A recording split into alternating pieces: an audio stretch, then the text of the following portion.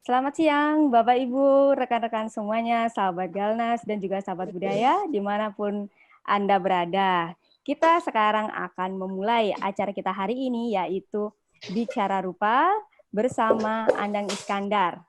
Baik, Mas Andang bisa...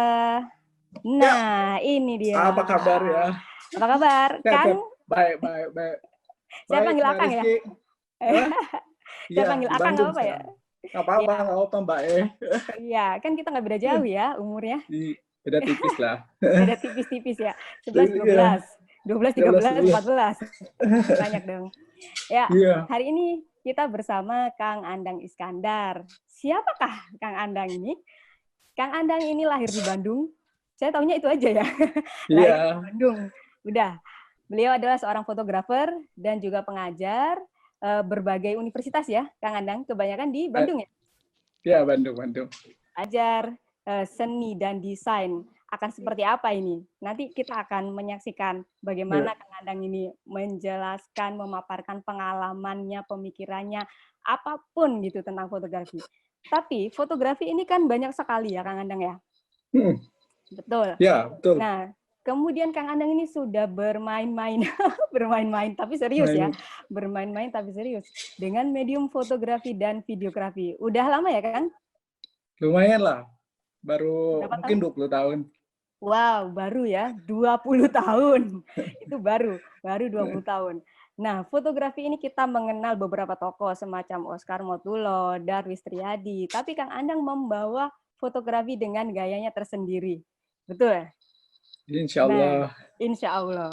Bahkan beliau menjadi ketua lembaga sertifikasi fotografi Indonesia. Wow, ini juga mungkin teman-teman semuanya di sini belum mendengar atau ada yang sudah mendengar tentang lembaga sertifikasi fotografi ini ya. Nanti Kang Anang bisa menceritakan sedikit lah tentang kita.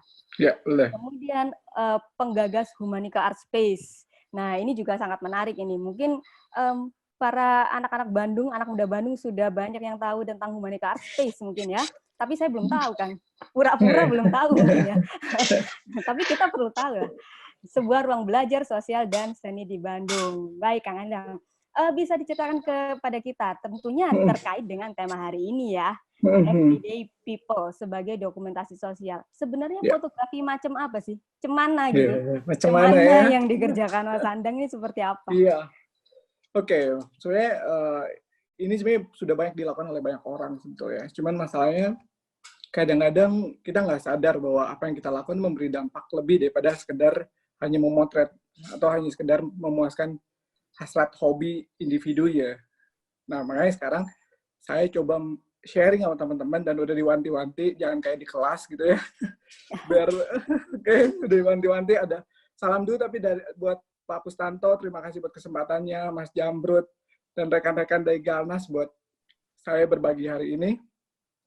Mungkin saya akan coba paparin sesingkat mungkin, dan mungkin lebih baiknya berbagi proses kreatifnya saja, Mbak Rizky. Nanti saya coba share video, presentasinya ya. Gitu boleh, silakan ya. Oke. Saya boleh share konten ya? Boleh, tentu. Ya. Justru itu yang kita tunggu ya hari ini. Ya, mudah-mudahan enggak. Bukan TikTok ini, Bang. Bukan. Sebut merek, nggak boleh tuh. Oke.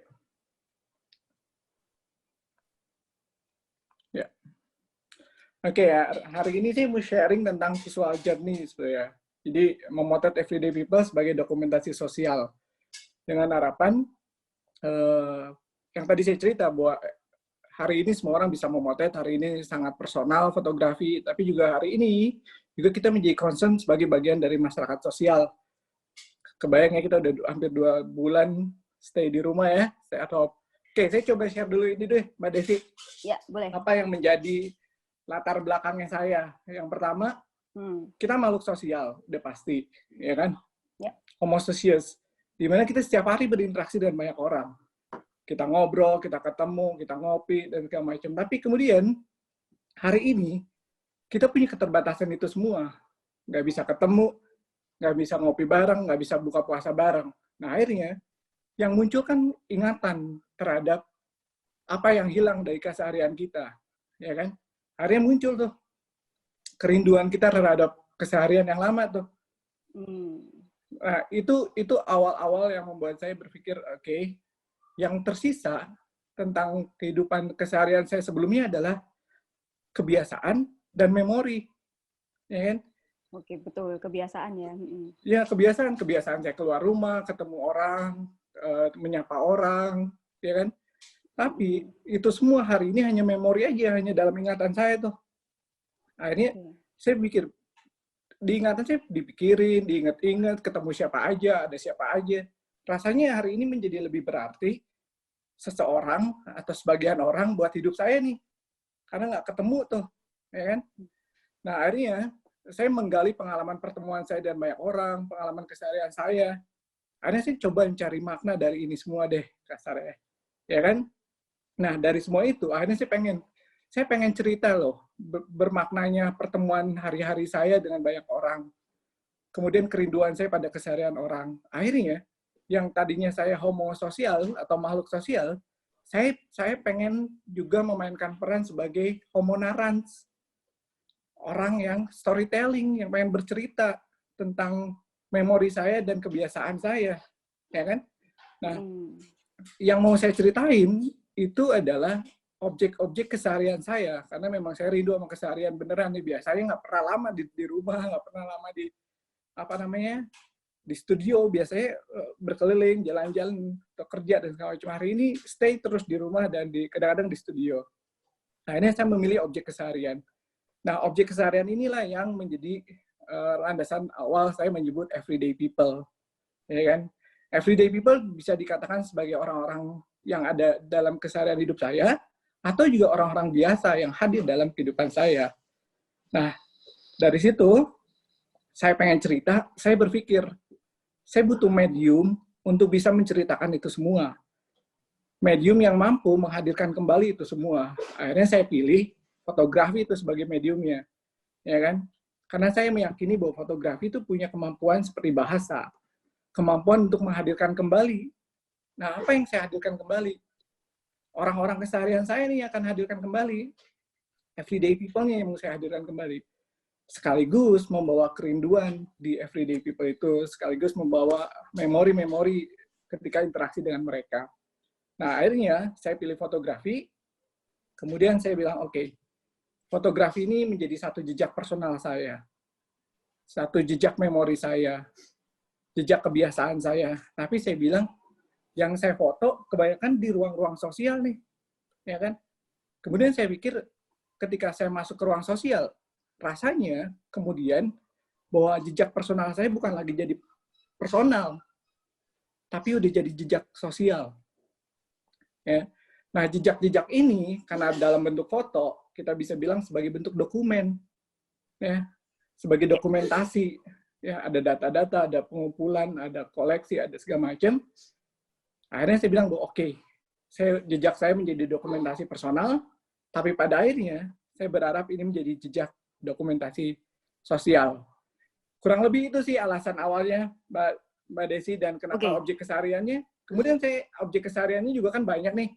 Kita ketemu teman, ketemu saudara, tapi saya memilih akhirnya orang-orang yang saya seleksi, siapa everyday people yang hari ini sangat memberi makna buat hidup saya. Akhirnya saya pilih adalah para pekerja-pekerja informal di luar, di outdoor yang saya ketemui setiap hari sebetulnya. Itu latar belakangnya semua nih, Mbak Desi. Ya, kenapa betul. saya memilih everyday people. Artinya, itu tuh. Everyday people bagi Mas Andang ada di foto ini. Berarti bagi semua orang akan ada everyday people bagi everybody. Bener nggak? Yes. Ya, betul sekali. Makanya everyday people buat saya mungkin bisa jadi berbeda buat sebagian orang, buat orang lain. Tapi buat saya, everyday people hari ini adalah orang-orang yang pekerja-pekerja non-formal, pekerja-pekerja sektoral informal yang menurut saya melihat mereka luar biasa, Mbak Desi. Ya. Karena saya bertemu mereka hampir setiap hari. Setiap saya keluar rumah, rute yang sama, saya ketemu dengan orang yang sama dan memperjalankan aktivitas yang sama. Ya kan? Dari mulai saya kecil sampai mereka hari ini, tetap aja dia ngelakuin hal itu. Itu yang saya perhatiin. So, saya ngelihat everyday people buat saya hari ini ada orang-orang yang konsisten di bidangnya. Baik. Orang-orang yang memperjalankan profesinya continuity gitu, berkelanjutan terus saja. Itu yang everyday people buat saya hari ini adalah itu. Dan saya rangkum Berarti, dalam bentuk visual journey, Mbak. oh, visual journey. Nah, ini ada Begitu. satu istilah lagi, Kang Andang. Iya, Visual journey. iya. Nah, itu seperti apa? Oke. Karena saya menggunakan medium fotografi, sudah pasti berhubungan dengan visual ya. Bahasa visual tuh, Mbak. Makanya saya gunakan sebagai perjalanan visual saya. Bagaimana saya kemudian mendokumentasikan itu dalam bentuk visual ya, dengan fotografi tentunya. Dan ini menjadi, kalau tadi jejak personalnya, kemudian menjadi jejak personal visual buat saya, Mbak.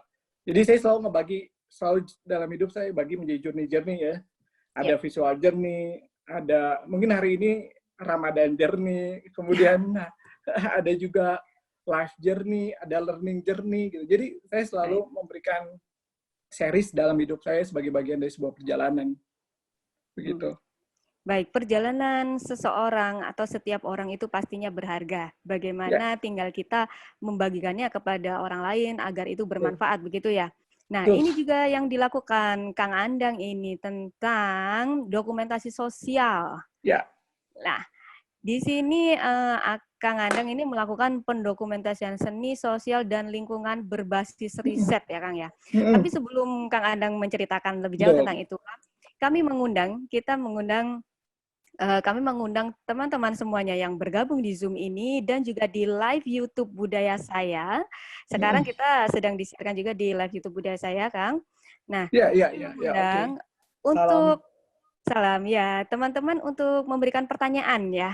Nah, apapun tentang Kang Andang, tentang everyday people, dan apa saja yang telah dijelaskan Kang Andang tadi.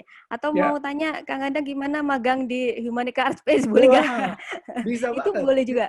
Boleh, kita bahkan dari Malaysia itu hampir setiap tahun 2 batch, 2 angkatan Wow. magang di sini 3 bulan. Dan terakhir yang menarik adalah mereka 3 bulan di sini pada saat pandemik terjadi ini nih. Jadi dia nggak bisa pulang tuh Nggak bisa sebulan di pulang. sini. Iya, Oke. bertahan, Takdir bertahan ya. di sini. Kasihan juga. Tapi alhamdulillah Baik, dia nanti. udah pulang. Oh, sekarang udah pulang. Udah, Ya, ya, alhamdulillah. alhamdulillah ya. Semoga Oke, semuanya segera berakhir pandemi ini ya, ya. Kita berdoa bersama. oke. Baik, untuk yang memberikan pertanyaan, kami beri kesempatan untuk raise hand di Zoom atau di Q&A di Zoom. Jangan di chat ya. Atau di live YouTube Budaya Saya di live chat. Oke, nanti kita Oke. akan pilih ya, Kang. Masing-masing Ya, satu dulu lah silakan. dari 3 Siap. cara ini. Betul. Ini Sembari baru latar menunggu. belakang loh, Mbak. Baru latar belakang, baru everyday people latar belakang dan tentang biografi Kang Anang ya.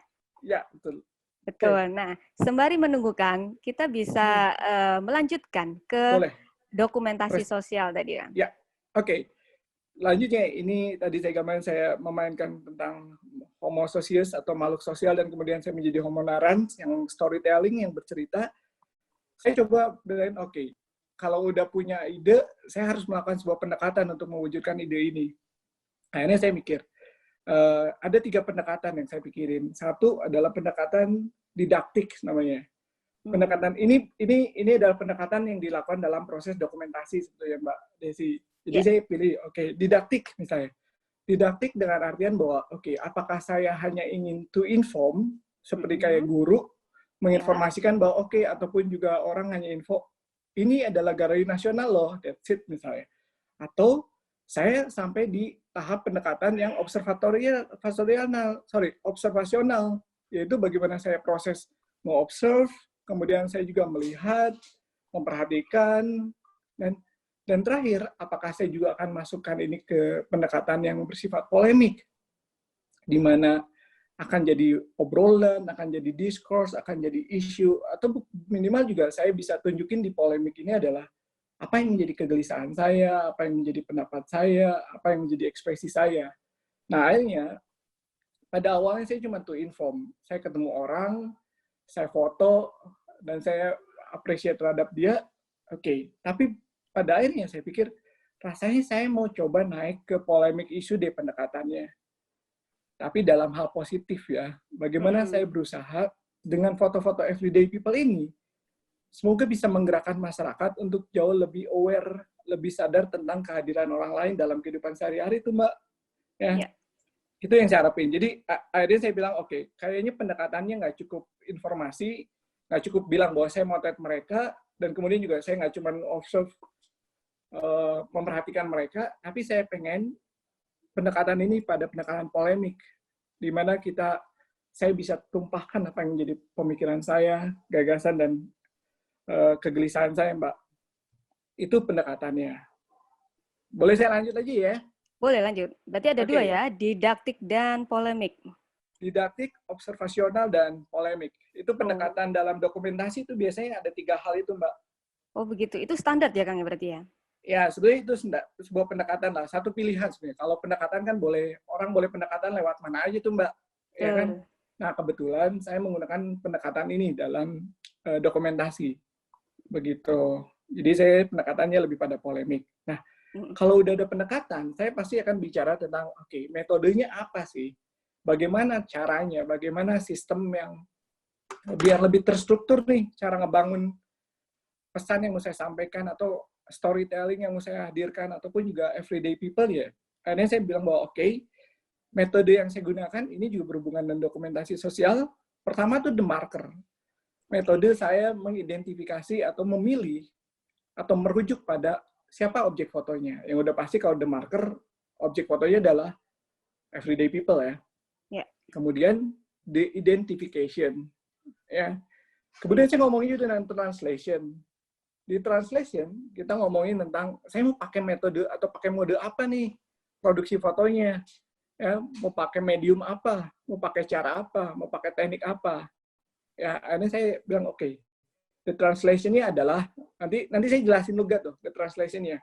Ya, the marker juga saya coba jelasin. Kemudian, the identification. Jadi saya mengidentifikasi, oke, orangnya udah saya pilih, translation saya pakai metodenya apa, kemudian saya identifikasi, oke, kapan saya motretnya, di mana saya motretnya, siapa yang saya foto, ya kan, siapa aja yang saya libatin, saya identifikasi dulu tuh, termasuk juga bagaimana kira-kira mau nggak ya mereka foto sama saya, misalnya.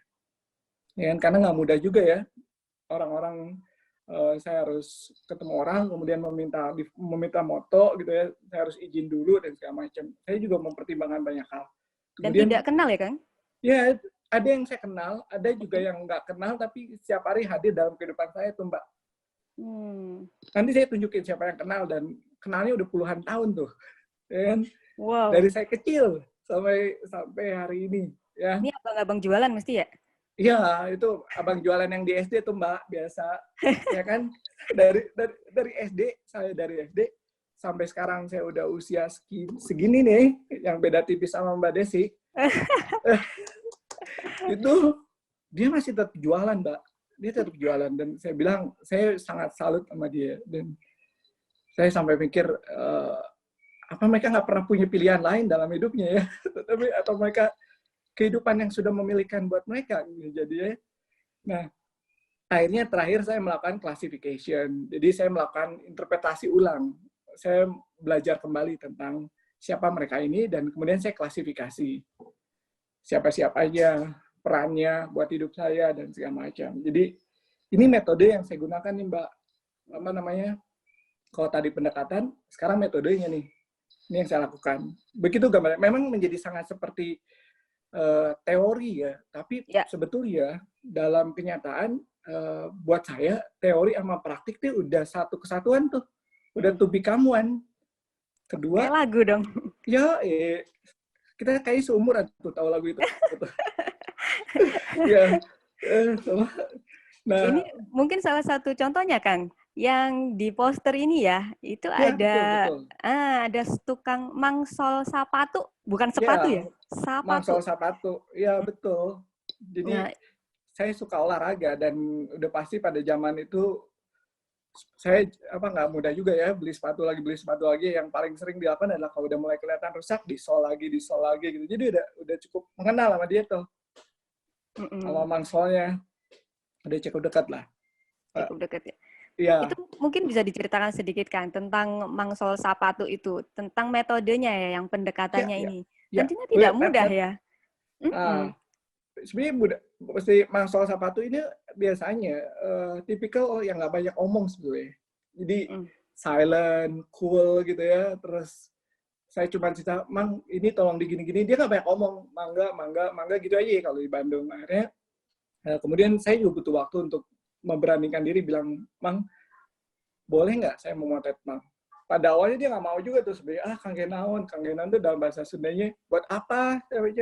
Ya nggak, Mama udah tua katanya ya, udah tua, nggak terkasep, nggak cakep, nggak cantik, gitu. Iya, saya bilang enggak tuh Mang mah gagah, saya bilang apa, Mang mah keren, saya bilang. Jadi ada pendekatan personal yang saya butuhkan waktu untuk hanya memberanikan diri untuk meminta memotret beliau ya. Jadi saya nggak tiba-tiba, oke, saya ketemu objek, saya foto deh, yuk saya foto. Nggak juga sih, Mbak. Jadi saya memang ada pendekatan personal. Nanti saya share di strategi komunikasi dan visualnya deh. Oh, ada nanti ya? Ada. Oke, nanti kita tunggu. Betul. Nanti kita tunggu ya. Ya. Kemudian, Kang, ini kita lanjutkan tentang dokumentasi sosial ini. Kang Andang mengikuti ada berbagai ini ya, kelompok ya. Ada tim ad hoc dokumentasi kawasan konservasi tinggi di Brau, Kalimantan. Nah, itu gimana tuh, Kang? Apa sih yang dicari di sana dan melakukan apa gitu? Ya, ini sebenarnya gini, mungkin di usia saya, kelihatan kayak udah tua ya, mungkin lebih banyak pengen melalui fotografi yang saya tekuni ini atau video, kontribusi apa yang bisa saya berikan buat masyarakat, buat society. Ya, akhirnya saya mikir bahwa kemudian saya kenal ada SDGs tuh Mbak, yang Sustainability Development Goals yang dicanangkan seluruh dunia ya, tentang poverty, tentang kemiskinan, tentang isu lingkungan, ya, tentang pendidikan, tentang kelaparan. Nah, akhirnya saya mikir bahwa kayaknya saya mau ambil peran dalam SDGs ini deh, walaupun dalam konteks kecil ya, semampunya saya lah, bukan dalam konteks dunia global WHO, ataupun juga PBB ya, yang menjadi bagian dan mencanangkan program ini. Tapi akhirnya saya bilang, akhirnya saya berhusnuzon, berbaik sangka dan berniat, saya akan melakukan banyak kontribusi pada masyarakat. Akhirnya saya mendapatkan kesempatan menjadi bagian tim ad hoc ANKT di Berau, Kalimantan Timur, untuk mendokumentasikan kawasan-kawasan hutan, Mbak. Hutan? Jadi, ya, kawasan hutan, tapi di satu industri sawit, satu perkebunan sawit. Dan saya ngerasa bahwa saya harus ambil bagian ini karena saya harus meyakinkan diri saya bahwa akan masih ada hutan di sana, bahkan akan masih ada oksigen atau udara yang baik yang bisa di-share dari Kalimantan buat Indonesia nih, ataupun juga dunia. Itu pemikiran saya. Akhirnya saya dapat kesempatan menjadi bagian itu, dan kita udah dua session. Di bulan November kita 2 minggu di sana, kemudian juga di bulan Februari Maret itu saya 2 bulan juga sama tim ya di sana, Mbak. Jadi hidup di hutan tuh, dari sawit ke sawit. Ada berapa timnya Kang Andang ke sana? Kalau tim dokumentasinya saya itu ada 4-5 orang, Mbak. 5 orang. Jadi ada fotografernya, ada videografernya, terus kemudian juga ada tim lain dari bidang lain ya, Mbak. Jadi kita memang bukan cuma fotografer doang atau videografer, tapi kita punya tim. Misalnya ada dari Dinas Perkebunan, ada, Mbak. Ada Dinas Kehutanan, ada. Kemudian juga dari NGO juga ada. Jadi kita benar-benar bikin satu komitmen bersama untuk menjadi bagian dari proses pendokumentasian dan meyakinkan untuk masa depan masih ada hutan di sana, masih ada biota atau juga makhluk hidup yang hadir di hutan di sana, Mbak. Nah, itu 2 bulan tuh. Tapi ternyata di sana ya 2 bulan tuh, Mbak. Dan tanpa ini sebenarnya kita ya itu tuh. Sebenarnya yang lebih parah bukan listriknya, Mbak. Nggak ada wifi. Nggak bisa update status. Ya. Jadi iya, betul. Nggak ada wifi, nggak ada segala macam. Listrik sih alhamdulillah ada. Cuman memang wifi memang kesulitan sekali. Dan kemudian kami juga di sana bukan cuma bicara lingkungan hanya tumbuhan, tapi bagaimana juga manusia dan makhluk hidup lainnya menjadi bagian dari kesatuan ekosistem lingkungan itu. Jadi kita dokumentasi bukan cuma pohon-pohonnya aja, bukan cuma daun-daunnya aja atau hutannya saja, tapi juga environment-nya keseluruhannya.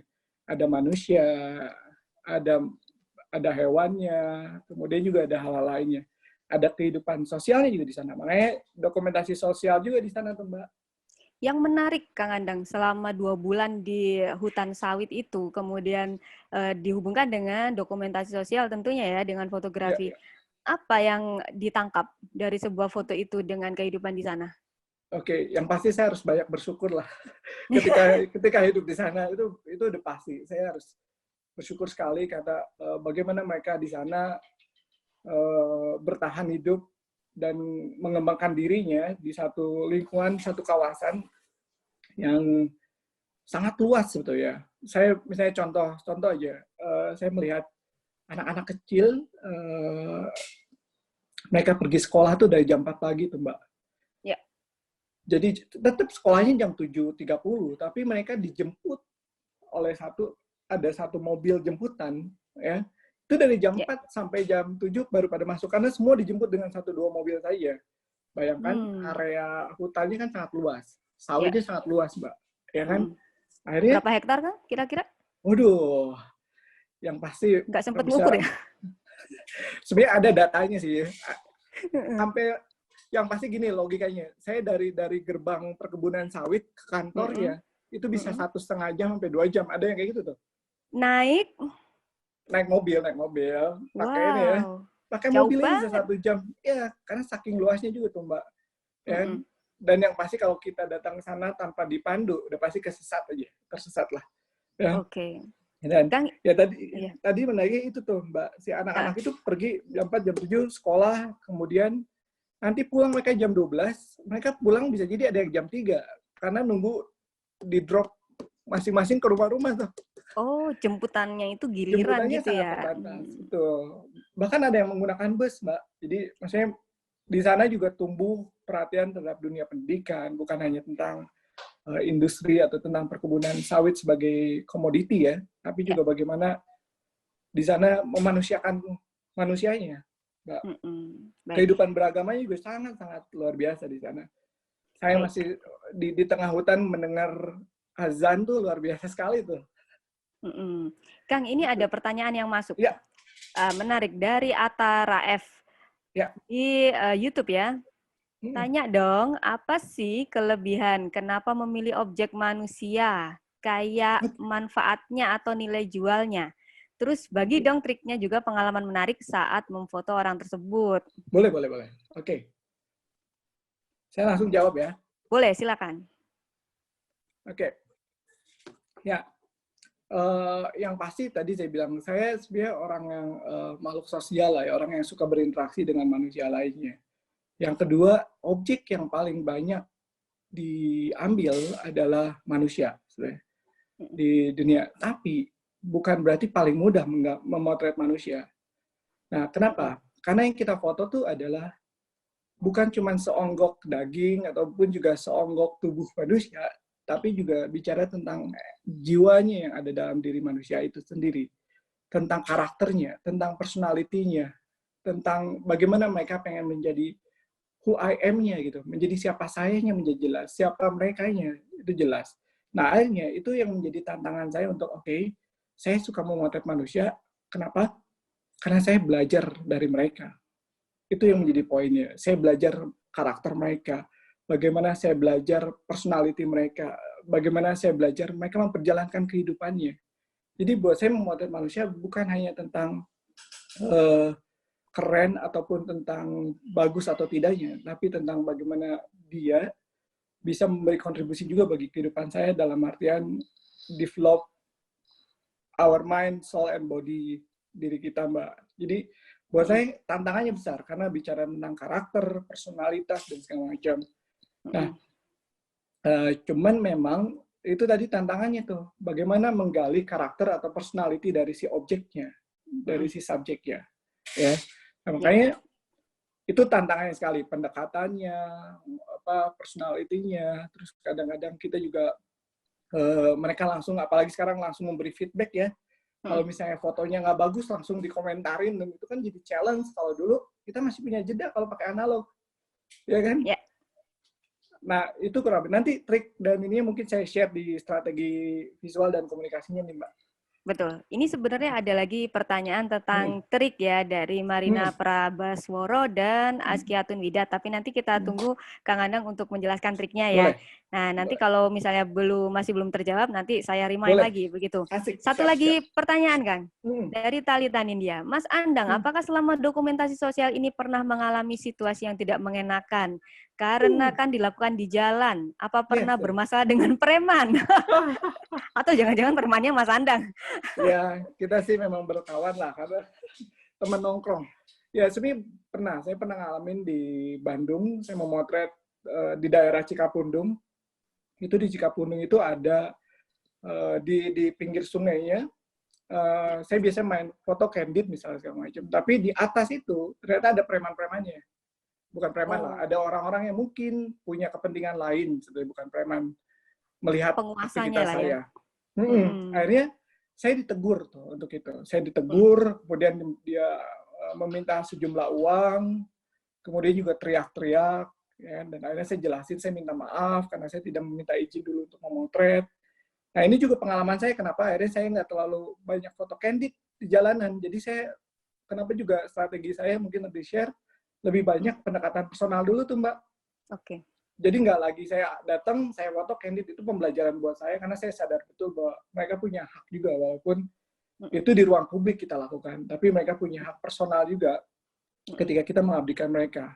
Jadi penting sih antara private and social, private and public. Kemudian juga ekonomi maupun juga art gitu. Itu dua hal yang menurut saya jadi catatan. Dan satu juga, saya pernah motret sosial di Bandung juga nih, di Bandung dan di Jakarta pernah. Kalau di Bandung saya motretin waktu demo, saya bikin potret, kena gas air mata tuh, Mbak. Wow. Dan kena gas air mata?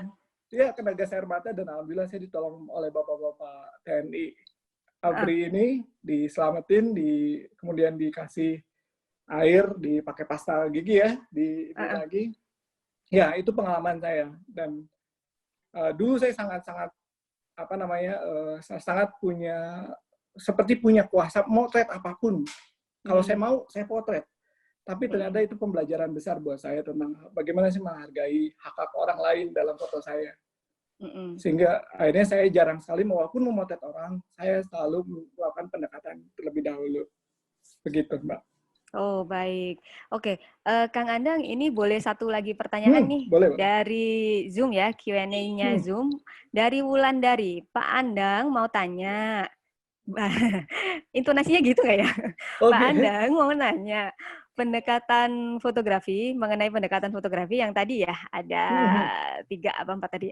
Nah, 3. Apakah 3 pendekatan tersebut bisa diaplikasikan ketika kita mau memotret situs bersejarah seperti situ Gunung Padang? Terima kasih. Ya, itu bisa sekali sih, karena tadi metode ataupun pendekatannya itu buat dokumentasi. Jadi bukan spesifik buat dokumentasi objeknya manusia saja. Ya. Jadi misalnya contoh metodenya the marker gitu. Kan yang diidentifikasi, markernya adalah objek yang kita foto nih. Gunung Padang bisa jadi, ya kan, sebagai the markernya. Kemudian juga the translation-nya kita mau pakai apa. Jadi ini sebenarnya yang tadi saya share, metode dan pendekatan itu buat dokumentasi secara umum, Mbak Desi. Bukan pendekatan atau itu dari khusus untuk pemotretan potret ya, ataupun juga manusia, bukan itu. Jadi bisa sekali. Sangat bisa sekali ya. Sangat bisa sekali. Ya. Oke, Kang Andang. Kita lanjut ke sesi selanjutnya sebelum muncul pertanyaan yang lebih hot lagi ya. Oke. Siap, saya lanjutin dulu ya. Ya, siap. Oke, kemudian ini saya masuk pada strategi komunikasi dan visual ya. Ya. Jadi yang pertama yang harus saya pikirin adalah, saya harus punya ideation-nya atau idenya apa nih. Kemudian konsepnya apa. Saya bilang konsepnya kita ngomongin everyday people, keyword-nya atau kata kuncinya everyday people. personalitas, karakter, kemudian juga konsistensi, kan orang-orang yang konsisten, bagaimana saya bisa membuat identitas personal dan juga identitas sosial. Ya, jadi ini yang menjadi kata kuncinya buat saya atau konsep awalnya. Kemudian saya bikin, oke, saya punya konsep, saya punya ide, saya harus ngebangun, oke, bagaimana alur ide ini menjadi kenyataan buat saya. Akhirnya saya bikin satu proses. Prosesnya adalah yang pertama, ya, saya bikin konsep awal udah ada, saya kemudian bicara tentang, oke, saya milih orangnya siapa, saya lakukan pendekatan personal. Mbak, saya lakukan pendekatan personal yang tadi saya bilang. Kadang-kadang saya nggak, misalnya ada satu foto Bapak Mang yang suka pijit refleksi. Sebenarnya saya nggak suka dipijit refleksi, mah nggak kuat ya. Saya dipegang aja dikit sakit tuh sebenarnya kalau dipijit sama refleksi ya. Berarti tandanya ada penyakit ya? Mudah-mudahan enggak sih. Antara sakit sama geli tipis kali ya. Mungkin mudah-mudahan cuma geli doang ya. Ya. Akhirnya saya karena pengen melakukan pendekatan sama beliau, dia biasanya berdiam diri di Masjid Agung di Bandung. Akhirnya waktu itu saya sholat di sana, setiap hari saya bertemu dia, lihat gitu segala macam. Akhirnya dia lewat ke dekat studio saya, karena saya juga tahu kalau dia rutenya berputar ke dekat studio saya. Akhirnya saya minta, Mang pijitin saya lah gitu ya. Walaupun saya jerit-jerit dikit gitu. Pertama saya pijitin, udah gitu saya ngobrol bagaimana, gimana Mang, dari mana. Pokoknya saya benar-benar mendengarkan curhatnya dia pada akhirnya. Akhirnya setelah dekat, baru saya bilang, Mang, boleh nggak motret Kawicim? Ya kan? Sama, pertama juga hampir semua yang saya mau foto bicara tentang, aduh buat apa, ngapain, bahkan ada yang bilang, aduh kalau difoto nanti ngurangin umur saya, katanya, wah, udah, Pak. Jadi banyak hal. Nah akhirnya saya melakukan pendekatan, ya, melalui dialog, melalui curhat-curhatan, mulai dengerin kira-kira apa insight tentang dia, karena ini berpengaruh buat saya. Ketika dia cerita tentang, misalnya ada contoh nanti saya share, ada namanya Pak Mantareja, dia seorang Mang Beca. Jadi waktu saya ngobrol, dia selalu cerita tentang hal-hal yang dunia lain ya, goib segala macam. Makanya di fotonya saya buat dia ada satu cahaya dari belakang, yang mungkin saya coba visualisasiin tentang bagaimana ketertarikan dia dengan dunia lain tuh Mbak. Ya kan? Nah setelah dialog, oke, setelah mereka mau difoto oleh saya persiapkan motret. Jadi kebiasaan saya adalah kalau saya ketemu mereka, saya tidak pernah atau jarang sekali saya membawa kamera terlebih dahulu. Jadi saya selalu memposisikan diri bahwa saya pengen ngobrol aja Pak, pengen menggunakan jasanya Bapak, pengen membeli produknya Bapak gitu. Jadi saya nggak pernah bawa kamera dulu. Kalau saya udah dapat izin motret, boleh memotret nggak Pak? Boleh. Baru saya keluarin kamera. Jadi saya berusaha memposisikan bahwa saya sama dia sama. Karena fotografer tuh kecenderungan ya nggak boleh digeneralisasi. Seperti kalau udah punya kamera, udah pegang kamera, itu seperti diberikan kuasa untuk melakukan apapun pada objeknya. Satu. Kedua, kalau fotografer yang biasanya kalau udah pegang kamera, dia selalu merasa dia punya superioritas pada objeknya. Kecenderungan ya, sekali lagi kecenderungan, bukan nggak bisa di sini. Itu sering terjadi. Dan satu hal lagi adalah, kalau kita udah bawa kamera, kemudian kita jalan, kecenderungan juga fotografer selalu seperti memiliki legitimasi buat memotret apapun yang ada di hadapan mereka. Nah, saya tidak melakukan itu, Mbak. Jadi saya selalu berusaha untuk melakukan pendekatan, saya dapat izin, baru saya motret. Tapi juga jangan bilang bahwa hari ini saya memilih konsep pendekatan seperti itu baru hari ini ya, dalam artian ini. Dulu juga saya sama kok, apalagi pertama kali punya kamera, udah semua difotoin, ya kan?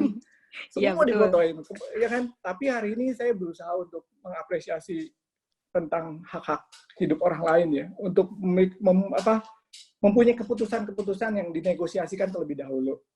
Nah, akhirnya setelah saya itu, baru saya oke, kita siapin motret, kita pilih mediumnya apa, kameranya apa, lensanya apa.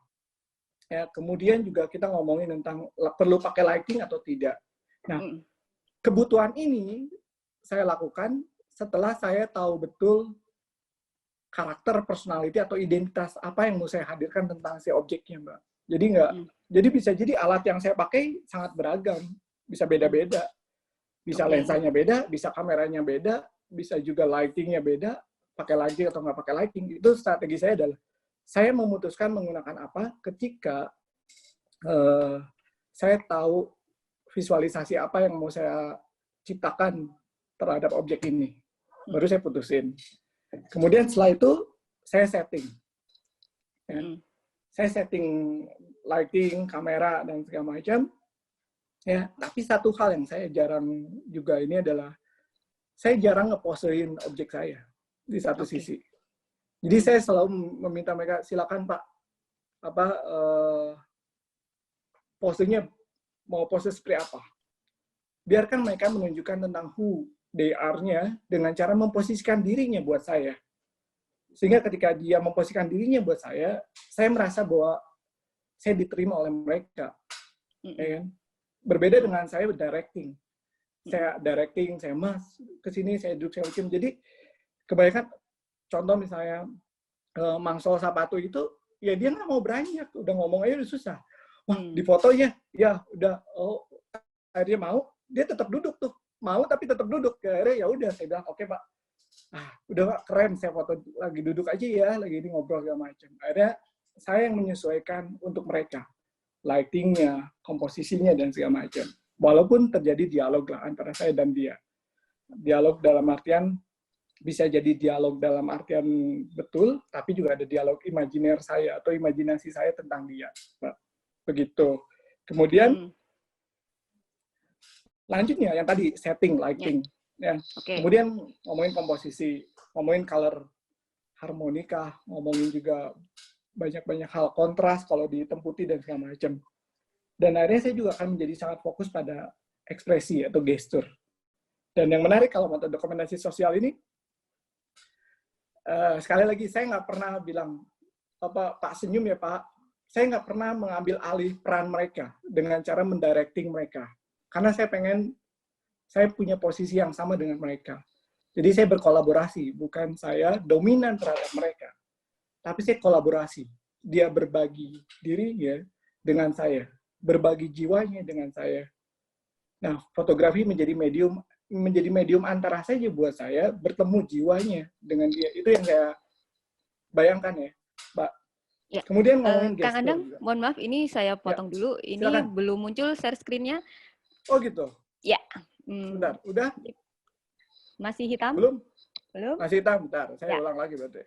Ya, nanti biar teman-teman ini bisa lebih mudah untuk memahami apa yang sedang kita bicarakan. Maaf ya, mungkin karena kelamaan jadi nggak ini ya. Iya, mungkin ini Sip. ya. Udah? Slip.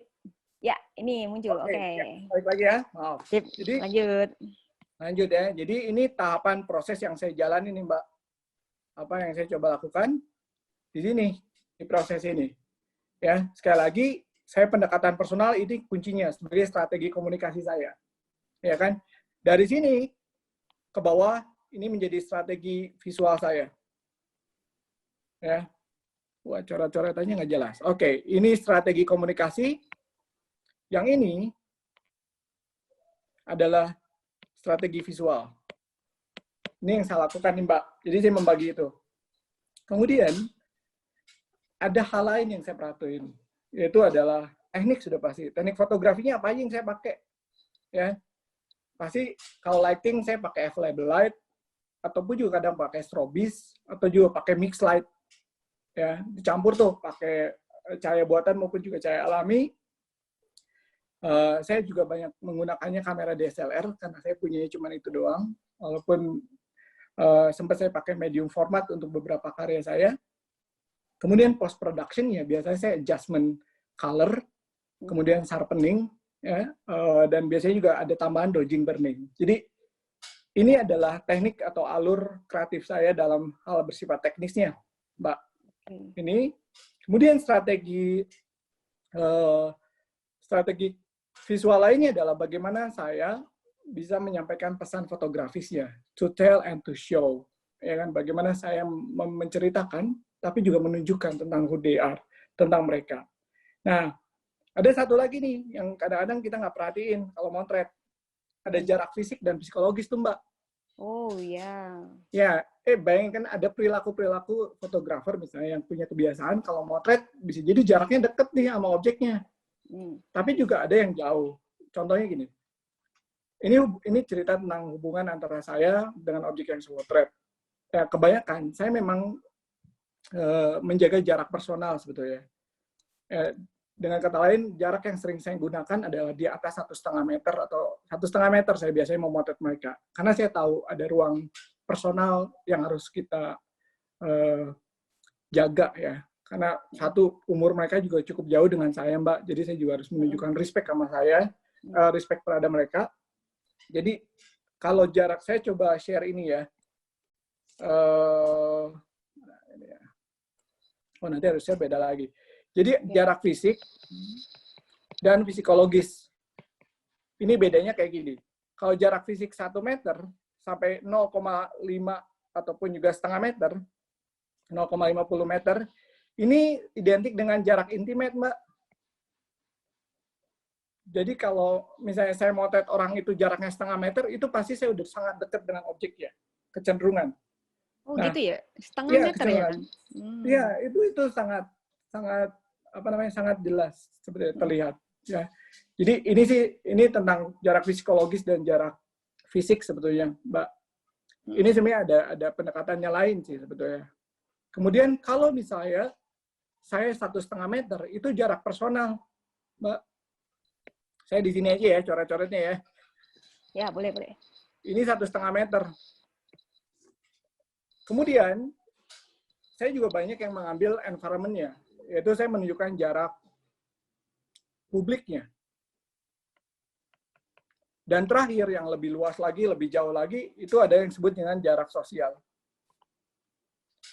Nah, ini biasanya kalau jarak sosial menunjukkan environment-nya, biasanya kecenderungannya, Mbak. Dan jaraknya bisa jadi di atas 3,5 meteran, 5 meter. Nah, ini yang kadang-kadang kita nggak sadarin bahwa perilaku. Coba bayangin ya, Mbak nanti perhatiin kalau ada fotografer, dia punya kebiasaan-kebiasaan ini. Kebiasaan antara jarak dia dengan objek yang dia fotonya. Dan ini juga bisa diidentifikasi dari kebiasaan dia menggunakan lensanya. Kalau ada yang suka pakai lensa tele, ini kecenderungannya seperti apa, lensa 50 mili, lensa wide, ini kecenderungan. Jadi dalam strategi saya juga tetap memperhatikan tentang jarak fisik dan psikologis. Jarak fisik hitungannya meter, jarak psikologis intimate, personal, sosial, dan publik. Mbak, ini gambarannya. Oke? Ini strategi komunikasi dan visualnya ya, kurang lebih nih Mbak. Kurang lebih seperti itu ya. Baik, ini kita buka kembali pertanyaan ya Kang Andang, terutama yang di Zoom, yang masuk di Zoom ini bisa raise hand, nanti bisa tanya langsung sama Kang Andang gitu, tanpa perlu chat gitu ya. Mungkin bisa nanti terlihat mukanya, bisa Mas Andang kenal. Boleh. Tapi sembari menunggu yang raise hand, para attendees ini sudah masuk pertanyaan Kang di Q&A dan juga di YouTube Live. Ini agak mirip pertanyaannya, jadi saya jadikan satu saja ya. Boleh. Dari Muksin, Kang, bagaimana menetapkan batasan bahwa saya harus izin terhadap objek atau tidak perlu izin terhadap objek? Misalnya dalam sebuah kerumunan atau objek banyak manusia dalam komposisi kita, misalnya di pasar atau stasiun. Kemudian yang mirip ini dari Bayu Genia di YouTube Live. Kang Andang, bolehkah dielaborasi etika memotret human interest? Jadi, kenapa ini agak nyambung ya antara etika dan juga jarak dan izin atau tidak, begitu Kang? Bagaimana Kang? Ya, sebenarnya kadang-kadang ini bicara tentang etik, bicara tentang moral dan konsekuensi yang akan kita hadapi ya, Mbak. Jadi saya ngelakuin izin itu karena sekali lagi saya punya pengalaman yang kurang nyaman dengan itu semua. Akhirnya ada sebetulnya kita dalam satu sisi belum punya satu kesepakatan atau konvensi bersama lah tentang etika, tentang ngomongin boleh memotret atau tidak memotretnya. Masih indikatornya adalah moral di setiap individu sebetulnya. Kecuali mungkin di dunia jurnalistik mereka punya kode etiknya. Sedangkan kita di dunia bisa di dunia hobi ataupun dunia aktivitas memotret ini kita masih belum mempunyai itu. Jadi batasannya masih sangat moral dan etis. Tapi sebagai gambaran, di fotografi ada kategori yang disebut ethical evaluative photograph. Jadi ada satu kategori foto yang menekankan pada evaluasi etikalnya fotonya, Mbak. Jadi kalau makanya di ethical evaluative photograph yang diukur tuh hal-hal seperti ini nih, tentang bagaimana hak-hak private dan publik itu juga dilakukan. Kedua, juga bicara tentang use-nya, penggunaan si fotonya. Akan digunakan sebagai apa dan untuk apa. Ketiga, ya betul, pasti kebayangnya kalau kita mau di suasana yang luar biasa banyak orang, kita harus minta izin satu-satu, kan nggak mudah juga sih sebetulnya. Ya kan? Izin satu-satu itu juga nggak mudah. Tapi pada akhirnya, saya juga belum bisa declare tentang batasan yang secara confirm, ya karena juga belum ada satu batasan khusus pembicaraan tentang ini yang tercantum dalam satu konvensi bersama lah di dunia fotografi ini ya. Tapi dalam kode etik jurnalistik mungkin ada, mereka punya license untuk memotret, sedangkan kita belum punya license untuk melakukan itu. Ya. Nah, pada akhirnya saya cuma bilang bahwa ini masalah etika, masalah moral, ya. Walaupun juga ada satu teman saya sedang melakukan penulisan tentang ini. Mudah-mudahan dia bisa menyelesaikannya dalam waktu dekat, jadi kita bisa share ya tentang kode etik memotret. Jadi kalau berhubungan dengan ini, kita bicara tentang ada kategori fotografi namanya ethical evaluative photograph. Nah, ini juga mungkin mungkin kalau dijelasin agak panjang lagi tentang ethical evaluative photograph sih sebetulnya. Tapi pada intinya bahwa batasan itu masih menjadi rancu buat kita, masih gray area lah. Tapi pada ujungnya balik bahwa tentang bagaimana kita menghargai privasi orang, hak orang, dan kemudian juga bicara tentang penggunaan foto ini untuk apa ke depannya. Ya, karena bayangkan Mbak, kalau saya motret Mbak Desi di kerumunan, saya candid, ya, Mbak Desinya misalnya lagi makan, kemudian saya publish di ruang sosial media, terus kemudian yang lihat tuh bisa jadi ibunya, bapaknya, adiknya, dan segala macam. Bagaimana perasaan mereka? Ya kan? Ya, kok nggak izin gitu ya? Nah, itu pasti selalu ada ke sana. Selalu izin. Kalau cantik, biasanya fine-fine aja, promosi sekalian tuh, Mbak Desi. Ya kan? Betul. Tapi kalau dalam kondisi yang tidak sesuai yang diharapkan, nah itu yang menurut saya menjadi satu catatan. Ya. Karena, sekali lagi, bahwa belum ada memang spesifik etika memotret fotografi yang tersusun menjadi konvensi bersama buat semua orang ya, kecuali sekali lagi di jurnalistik mungkin sudah ada kode etik ya. Betul. Itu Mbak gambarannya. Ya, ini tadi ada pertanyaan yang dari tadi yang saya sempat singgung tadi ya, untuk remind lagi, Askiatun Widat.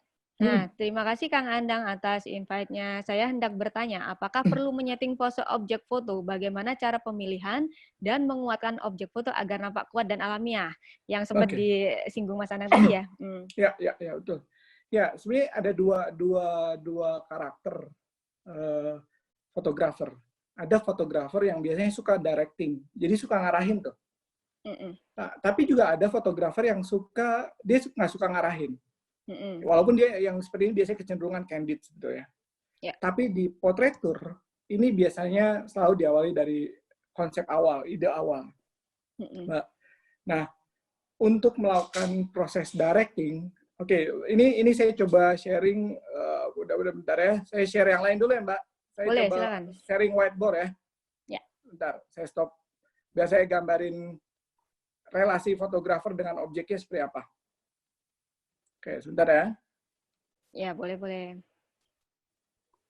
Mana. Oke, mungkin catatan aja kali ini.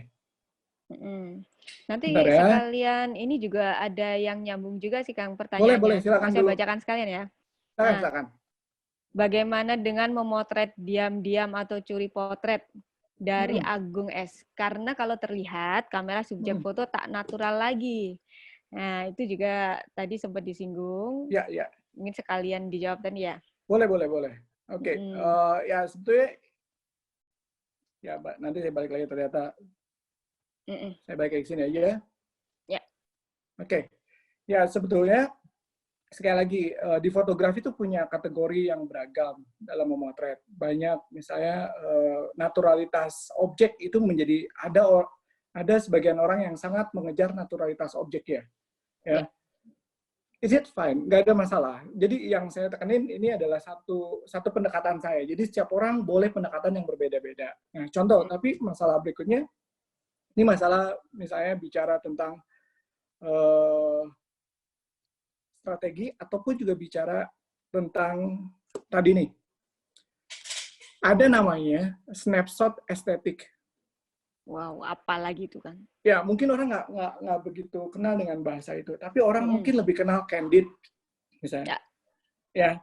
Nah, yang jadi masalah adalah bagaimana menghadirkan karya fotonya dalam kategori yang mana, dengan pendekatan yang mana. Jadi kita nggak bisa nih, kayak karya foto-foto saya lebih banyak pendekatan langsung, personal, dan kemudian nggak candid, ya, ataupun juga nggak snapshot. Tapi kami deal untuk melakukan pemotretan dan sama-sama memposisikan diri satu sama lain. Nah, yang kedua, kalaupun juga ada teman-teman yang suka dengan gaya natural melakukan snapshot atau candid, nggak apa-apa. Ya, itu masalah pendekatan, masalah gaya, masalah pesan yang pengen disampaikan. Jadi kita nggak usah akhirnya menjadi nggak bisa dong kalau motret nggak kok. Silakan melakukan pendekatan yang dirasa paling bisa mampu mewujudkan ide-ide fotografinya, yang paling bisa menyampaikan pesan fotografisnya. Itu silakan. Pendekatan itu nggak ada masalah, Mbak. Itu jadi buatnya ini masalah pendekatan. Ya, boleh melakukan itu. Candid, natural, biar terkesan realis, terkesan alami gitu ya, si objeknya lagi ketawanya dan segala macam. Itu masalah, sekali lagi, masalah pendekatan, masalah gaya visual. Gaya visual ya? Gaya visualnya. Orang boleh, pendekatannya boleh berbeda, gaya visualnya juga berbeda. Karena gaya visual setiap orang tuh bisa jadi berbeda-beda tuh, Mbak. Ada beberapa faktor yang mempengaruhi gaya visual seseorang. Ya. Ada misalnya masalah geografis. Ya. Contoh misalnya, kalau saya disuruh motret gedung sate, mungkin saya udah hatam tuh. Kapan saya harus nongkrong di gedung sate, kapan kosongnya, kapan lampunya nyala gitu ya. Karena sering ya, tapi sering kalau, di situ. Dulu pas latihan. Itu ketahuan. Ya. Nah, kemudian kalau Mbak Desi, misalnya saya diminta, Mas Sandang, tolong motretin Monas dong. Pasti saya akan kesulitan. Saya akan belajar dulu. Saya akan benar-benar harus cari tahu kapan dan segala macam. Tapi kalau Mbak Desi disuruh motret Monas, udah paling tahu tuh. Karena lingkungan geografisnya sekitar situ dong, ya nggak? Padahal nggak pernah ke sana. Walaupun nggak pernah ke sana, tapi sejauh mata memandang yang kelihatan bisa Monas tuh, ya kan? Ya, keluar Garnas kelihatan lagi. Kapan tuh nyala, kapan si lampunya nyala, tahu betul. Ya. Itu gaya visual dipengaruhi itu. Yang kedua, gaya visual juga dipengaruhi periode seni nih, Mbak. Kalau periode seninya lagi misalnya modern, kosmo, ataupun juga minimalis, ataupun juga apa, bisa jadi berbeda-beda tuh kayaknya. Ketiga, kita juga ngomongin tentang zeitgeist. Ya. Spirit zaman tuh, kalau lagi zamannya kayak gini, trennya kayak gini, gaya visualnya kecenderungan sama nih. Ya. Kalau dulu satu gaya visual hadir, kemudian bisa jadi ya, bisa jadi mematikan gaya visual yang sebelumnya, Mbak. Bisa tapi dicontohkan nggak, Mas? Kenapa? Bisa dicontohkan gaya visual dulu kayak gimana tuh, atau ada eranya atau bagaimana yang sekarang? Ya, contoh misalnya gaya visual, kalau kita mau, ini sederhana ya. Kalau Mbak Desi dulu di foto nih, pas foto atau di foto, gayanya kayak gimana? Pegang kembang. Pegang kembang, ya kan? Betul nggak? Atau pegang dagu kayak gini kan? Ya kan? Atau pegang begini. Sekarang gini, Victory, ya kan? Tapi kemudian hari ini coba perhatiin. Ya enggak? Itu juga berubah gaya visualnya. Dulu orang memotret apa namanya, motret selfie aja jarang gaya selfie, ya nggak? Karena keterbatasan teknis misalnya Mbak, atau di awal-awal gaya visualnya untuk memotret orang dengan objek diam juga susah. Karena kemampuan teknis fotografis nggak mampu merekam dengan objek kecepatan tertentu. Contoh lain, gaya visual misalnya di pre-wedding aja. Coba pre-wedding dulu, pas zamannya Mbak Desi menikah, kemudian bikin pre-wedding. Pasti gayanya mungkin nunjuk bintang barengan, bisa jadi. Ya kan? Iya, tapi suka sebel ya fotografer prewed mesti gitu. Kalau nggak ini apa nunjuk bareng, nanam padi apa itu ya? Ya karena pengaruh itu, karena pengaruh satu sama lain mempengaruhi itu, zeitgeistnya, spirit zamannya, ya kan? Itu terjadi. Foto wedding juga berubah signifikan hari ini, Mbak. Ya kan? Tapi hari ini juga kecenderungan gaya visual itu bisa hadir berbarengan, bersamaan. Oke. Nggak lagi saling mematikan satu sama lain. Jadi orang tumbuh, bisa jadi orang tumbuh berkomunitas di fotografi dengan pendekatan gaya visualnya masing-masing. Begitu. Itu yang menurut saya menjadi menarik di fotografi saat ini, tuh Mbak. Kang Anang ini bisa dimunculkan mungkin video boleh, atau foto yang boleh, bisa kita lihat bersama. Ya. Ini saya lanjutin ke berikutnya. Oke. Nah, sekarang kan ngomongin tentang, udah kelihatan? Oke, udah ya? Ya. Nah, ini udah mulai behind the scene-nya nih. Nah, ini dia. Ini jadi, setting ya, Kang ya? Yes, sekali lagi, saya tanpa, jadi ini pendekatan saya. Jadi bukan dalam artian ini lebih baik atau tidak. Ini masalah pendekatan teknik dan gaya visual saya saja dengan menggunakan peralatan seperti ini. Jadi saya kadang-kadang motret setelah dapat izin tuh kayak girangnya luar biasa, Mbak. Bahagia luar biasa ketika dapat izin motret. Ya, bahagia itu sederhana ya?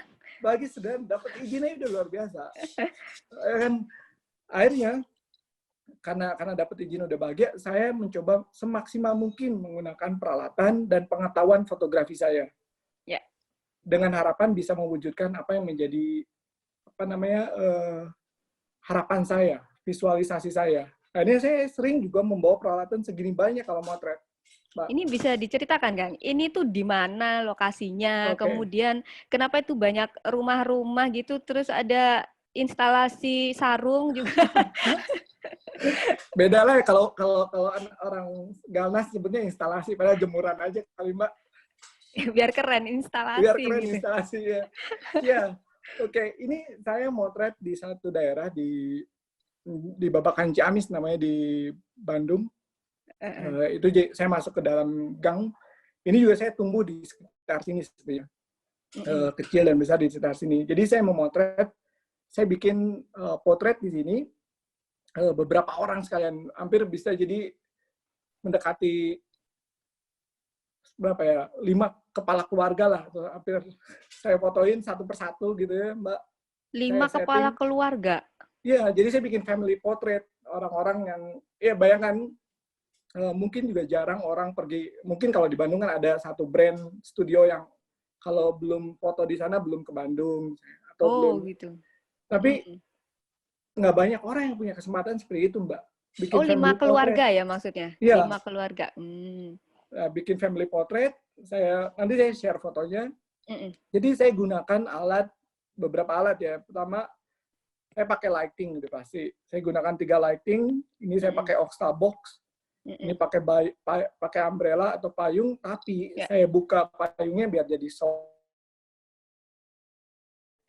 Dan ini saya juga nggak cuman pakai standar reflektor ya. Dan saya rencananya bikin fotonya objeknya di sini. Jadi duduk. Jadi saya biasanya ngegambar juga. Jadi setting sini. Ini menjadi main light-nya, menjadi cahaya main light ya. Ini menjadi background light. Ini jadi cahaya pengisi lain yang fill in di sini. Mbak. Nah, kalau dulu saya masih juga banyak alat ya. Kalau sekarang menjadi minimalis lah. Maklum. Terus ini saya biasanya kadang-kadang juga menggunakan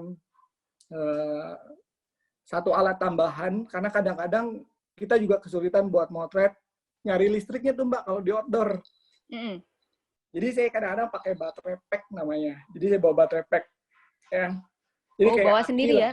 Ya bawa Mm-mm. sendiri Mbak, karena Mm-mm. ya kan kita jalan-jalan susah cari listrik di mana tuh, ya kan? Ya, Akhirnya saya betul. bawa menggunakan membawa peralatan ini, Mbak. Ini behind the scene-nya. Mm-mm. Kemudian saya lanjut dulu ya. Lanjut dulu. Oke, jadi saya motret ini kayak gini, ini behind the scene. Berikutnya, oke. Oh, nanti ada hasilnya ya setelah ini? Setelah ini hasilnya, tapi ini saya mau share dulu tentang yang tadi tuh, strategi visualnya. Oke. Kalau ini kan strategi fotografinya lah, sekaligus strategi visual, atau Ya, taktik fotografinya. Ya. teknik lah, teknik ya. Teknik dan taktik, ya kan? Betul. Oke. Nah, kalau tadi kita ngomongin physical distance, ya, jarak fisik dan jarak psikologis, di fotografi juga ada yang namanya aspek-aspek teknis yang bisa ngebentuk pesan nih, Mbak. Ya, kan kita sering nih di fotonya kayak gimana pengennya, close up, medium shoot, ya kan, Ya. long shoot. Tapi Betul. kadang-kadang kita nggak tahu apa maksud dari di close up ini. Walaupun kecenderungan kalau di close up, biasanya mereka curiosity-nya tinggi nih fotografer. Penasarannya tinggi pada objeknya nih, ya kan? Ya, Bahkan ya, kecenderungan pengen intim bisa jadi sama objeknya, bisa jadi. Ya. Mm-mm. Nah makanya ini saya bikin nih. Ini sebenarnya berdasarkan Arthur Asaberger. Jadi kalau kita mau lihat close up, ya teknisnya, bahasa teknisnya close up. Definisinya tuh wajahnya doang, Mbak. Nah ini memberikan makna intim, keintiman. Kalau medium shoot, ya setengah badan, hampir seluruh tubuh, ini menunjukkan hubungan personal. Kalau long shoot, setting and karakter, ini biasanya ngomongin tentang konteks dan jarak publik. Ya, full shoot, seluruh tubuh biasanya ngomongin hubungan sosial. Jadi buat kita, ini buat saya berusaha untuk tahu kapan saya motretnya close up, saya medium, kapan saya long shoot, itu pasti ada pesan yang mau saya sampaikan, Mbak. Ya. Itu yang beda. Nah, contohnya, ini fotonya. Kalau saya motret di close up. Karena berarti mohon maaf Mas Andang, itu tergantung dari apa konsep kita begitu ya berarti ya? betul Atau sekali. tergantung dari objeknya, kalau kita lihat oh ternyata objek ini tuh lebih cocok untuk close up atau bagaimana begitu? Ya, itulah makanya kenapa Mbak, tadi saya bilang saya ngobrol dulu, saya dialog dulu, dan akhirnya saya memutuskan. Bahkan saya juga mengukur diri tentang kedekatan saya dengan objeknya. Oh, baik. Oke. Yang tadi saya bilang, kalau saya ngambil sejarak ini, pasti saya udah intim sebenarnya sama objek ini. Atau saya pengen lebih intim dengan objeknya. Atau saya udah dekat dengan objeknya. Ya, karena saya sudah tahu ruang-ruang publiknya dan ruang sosial lainnya bisa jadi. Ya. Makanya kenapa saya mau motret Mang Amir ini, ya, Bapak ini dari saya kecil, dia mengantarkan koran, Mbak. Dari ayah saya atau bapak saya membayar, sampai saya yang bayar berikutnya karena udah cukup usia untuk bisa membayar, membantu orang tua ya. Yeah. Nah, sampai ini saya agak emosional karena beliau sudah almarhum, Mbak. Bapak ini udah almarhum, yang saya foto ini udah almarhum, dan sekarang digantikan anaknya untuk melanjutkan loper korannya, Mbak. Ya. Nah, saya sering ngobrol sama beliau, sering bertegur sapa gitu. Akhirnya saya memberanikan, kayaknya saya harus lebih dalam mengenal beliau. Saya harus lebih intim menunjukkan kedekatan saya sama beliau. Akhirnya saya mengambil close up, Mbak. Kayak gini. Dengan lighting dari belakang, ya kan, ini dapat ada apa namanya? Ada kontur di belakangnya, ada rim light, ada kontur. Ini saya pakai lighting dari belakang nih, Mbak. Jadi saya menggunakan lighting beberapa. Tapi bayangin, Mbak, bapak-bapak atau ibu-ibu orang yang saya foto ini, pasti mereka juga jarang sekali bertemu dengan peralatan fotografi yang saya bawa. Untuk memotret mereka, akhirnya mereka kaget, wah ternyata alatnya banyak ya. Kadang motret tuh dipikir cuma jepret doang. Dia jadi malah, dia antara bingung dan juga penasaran, nanti hasilnya seperti apa, gitu kan. Amazing ya. Iya, dan akhirnya saya menggunakan, ya tadi ya contoh behind the scene-nya, lighting-nya beberapa, saya pakai ini, ya, kemudian juga saya pakai ini hard light, saya nunjukin karakter wajahnya beliau, ya, kerutan-kerutannya beliau, karena saya jadi berani, karena saya ngerasa udah dekat untuk menunjukkan siapa dia. Nah, tapi juga saya melakukan pendekatan lain dengan beliau, saya coba ngeliatin ruang lainnya. saya pakai di medium shoot ataupun juga mendekati ke full shoot. Saya nunjukin, kebayang beda. Tadi saya close up karena saya cuma pengen intim antara saya dan dia. Tapi ketika saya buka lebih lebar, medium shoot, ini ada orang-orang di sekitarnya nih. Saya nunjukin ruang publiknya dia, Mbak. Ruang personalnya dia, ruang sosialnya dia. Di mana dia? Yang pasti di satu area ada ibu-ibu, di sini. Oke, ini contoh lain. Perbedaan aspek teknis tadi tuh berubah. Ya, lightingnya di sini dan segala macam. Kemudian bayangin, saya nyoba lagi. Ya. Jadi ini aspek tadi sebagai contoh aspek teknis ya, ada long shoot, full shoot, medium, close up. Ya.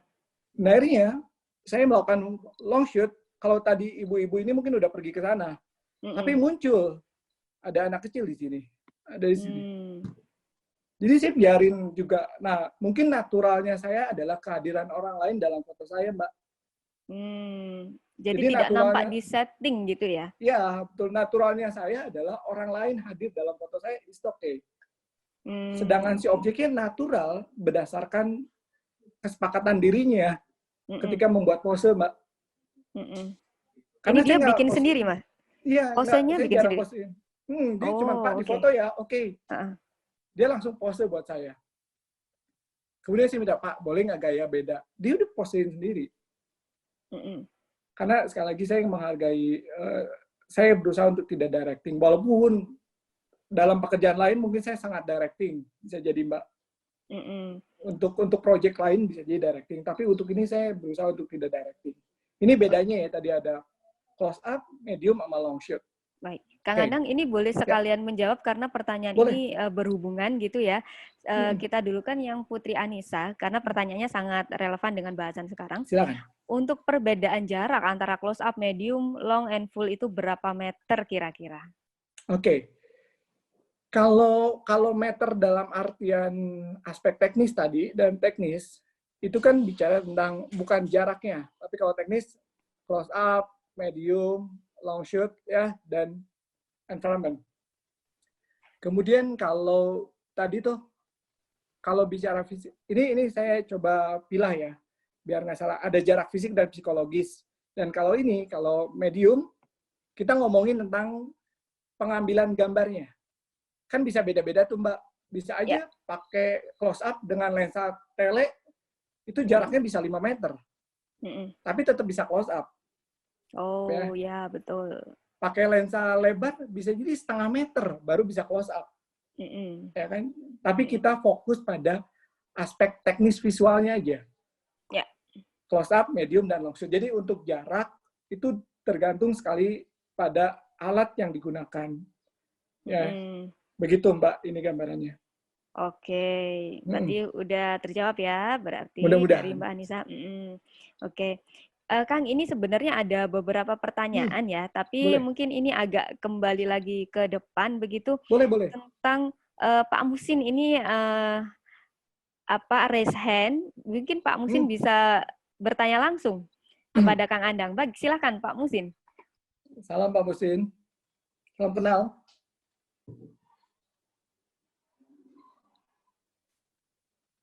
Pak Musin, mohon di unmute dulu.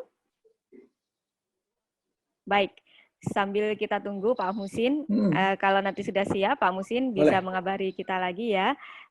Ini tentang ini Kang, sebenarnya tentang hak cipta, hak cipta.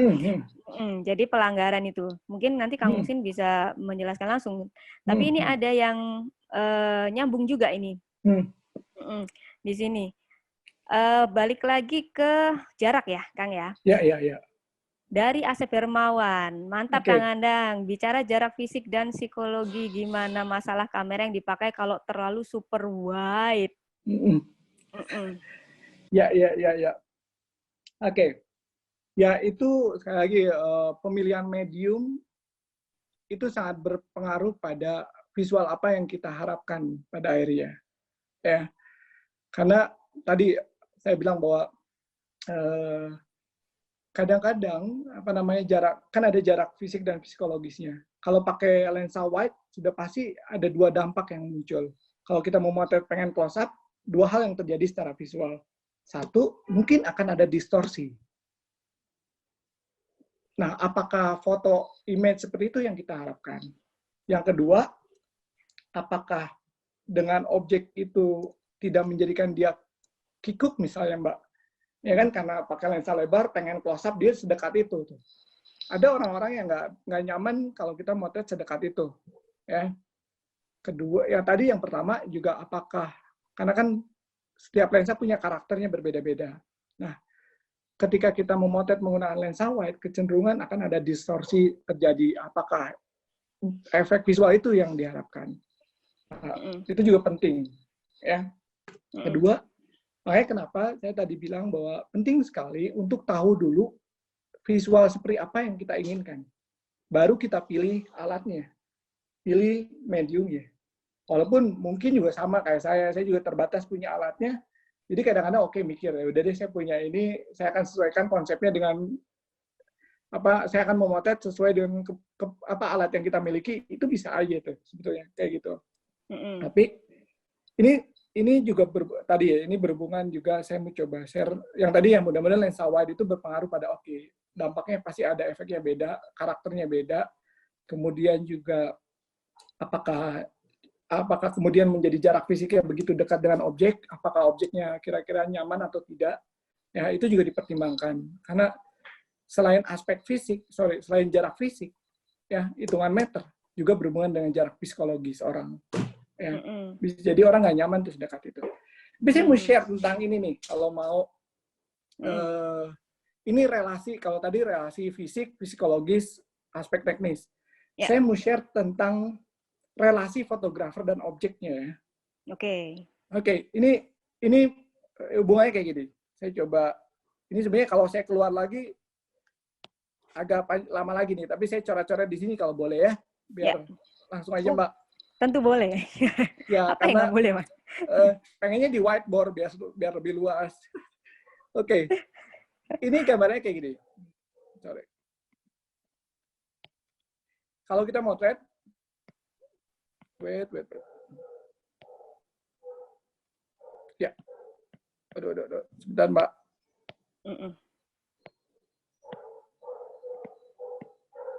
Oke. Ternyata ada sedikit tebal. Oke, saya kasih gambar yang gini dulu aja. Jadi kalau kita motret, relasi fotografer dan objek kayak gini, ada dua hal yang harus diperhatiin. Ya. Kalau kita sebagai fotografer, kita relasi ini berhubungan dengan konteks dan teks ya, Mbak. Oke, kalau kita motret, konteks kita adalah objeknya. Jadi konteks kita sebagai fotografer, hubungannya dengan objek adalah, konteksnya objeknya. Jadi kita fokus pada objeknya. Kita fokus pada objek sebagai konteks kita. Kita tahu siapa dia, karakter, dan segala macamnya. Kemudian teksnya buat kita sebagai fotografer adalah fotonya, teksnya. Ya. Nah, tapi kebalikannya, kalau kecenderungan, kalau objek melihat kita sebagai konteks adalah directingnya tuh Mbak, nungguin arahannya tuh. Oke. Jadi objek melihat kita dalam konteks kamu mau motret saya seperti apa? Ya betul. Kalau arahannya seperti apa? Directingnya. Nah, kemudian teks dari si objeknya adalah posenya tuh Mbak, gayanya. Nah, itu relasi kedua-duanya. Konteks dan teks. Yang satu menawarkan tentang konteks objeknya dan fotonya, yang satu nawarin tentang arahannya, saya mau diapain? Mau difoto seperti apa? Nah, kalau Anda udah arahkan, saya akan berpose untuk Anda. Bisa jadi seperti itu. Itu relasinya. Yang kedua, saya ngomongin tentang bagaimana sih sebenarnya proses motret kalau saya tanya. Saya nanya Mbak Desi lah, kalau motret kayak gimana biasanya Mbak? Kalau saya tuh motret berbagai pose. Wih. Sayanya yang berpose, bukan objeknya yang berpose. Nanti virtual photoshoot aja Mbak sekalian. Iya, sekarang lagi tren ya. Lagi tren ya. Okay. Betul. Kang, ini sebenarnya ada pertanyaan yang nyambung ke sini ya. Boleh, silakan. Dari mana tadi, sebentar, mohon maaf, agak hilang ini tadi. Tentang angle. Angle, boleh. Ya, dari Sri Daryani. Hai Kang Andang, kumaha damang. Mau tanya dong, apakah angle itu perlu dalam sebuah fotografi? Bagaimana cara menentukan angle yang keren menurut Kang Andang? Nah, ini nih. Ini akan dijawab ini sebentar lagi ya. Oke. Ya. Ini sekali lagi ya. Nggak sekali lagi sih, udah beberapa kali sebetulnya. Udah berkali-kali. Udah berkali-kali sebetulnya. Jadi maksudnya gini, dalam fotografi nggak pernah ada satu elemen pun berdiri sendiri, Mbak. Ya. Nggak pernah satu elemen pun. Jadi semua itu berkesinambungan satu sama lain. Ya. Angle-nya berpengaruh. Kamera yang dipakai berpengaruh. Ya kan? Lighting yang dipilih, sumber cahaya yang dipilih, arah cahaya yang dipilih, itu menjadi satu hal yang terintegrasi lah. Bahasa kerennya. Udah satu kesatuan tuh. Jadi kalau mau motret, pilihan A akan berdampak pada pilihan berikutnya. Ya. Nah, contoh misalnya, ini ada metode lah, mungkin teman-teman juga udah kenal. Namanya metode ADVAT, ya, tentang pengambilan gambar. Ya. Ada entire. Itu biasanya kalau kita establish shoot atau mau ngomongin fotonya suasana nih, ngegambarin suasana. Kemudian detail. Kalau kita pengen menunjukin sesuatu jauh lebih detail, lebih fokus. Yang ketiga, itu ada frame. Ada teknik framing yang dipakai buat proporsi, ya buat komposisi, buat menunjukkan perbedaan, atau juga bisa jadi mengarahkan direction pada objek yang lebih diutamakan. Nah, terakhir juga kita ngomongin tentang angle. Ya, contoh sederhana ya. Kalau saya mau motret, misalnya, tadi nih, saya motret misalnya menunjukin banyak orang. Lebih tepat angle-nya eye level atau high angle. Oke. Nah, pasti kalau kita pengen nunjukin banyak orang, lebih cocok pakai high angle. Ya, high angle. Iya nggak? Ya, betul. Dari kemudian, atas ya. Ini juga paling banyak lah. Ini juga sekarang menjadi kesulitan buat banyak orang. Kalau dimintain motret objek, model. Saya motret Mbak Desi. Itu udah angle-nya udah pasti tahu deh mana yang terbaik. Karena sudah berpengalaman selfie kan. Betul. Ya kan? Dari samping. Jadi, ya, dari samping. Kemudian kalau bisa low angle karena biar kelihatan lebih tinggi. Ya kan? Dan langsing. Mbak itu Desi saya banget tuh. Iya kan? Nah, itu penting sekali ya, memahami angle itu, memahami tentang anatomi objeknya, kalau objeknya misalnya manusia, ataupun juga anatomi objek dari objek lainnya, ataupun juga berhubungan dengan pesan apa yang mau kita sampaikan. Pada ujung-ujungnya fotografi selalu bicara tentang message, tentang pesan. Karena fotografi selalu berhubungan dengan cara kita juga berkomunikasi dengan orang. Ya. Jadi angle itu sangat berpengaruh.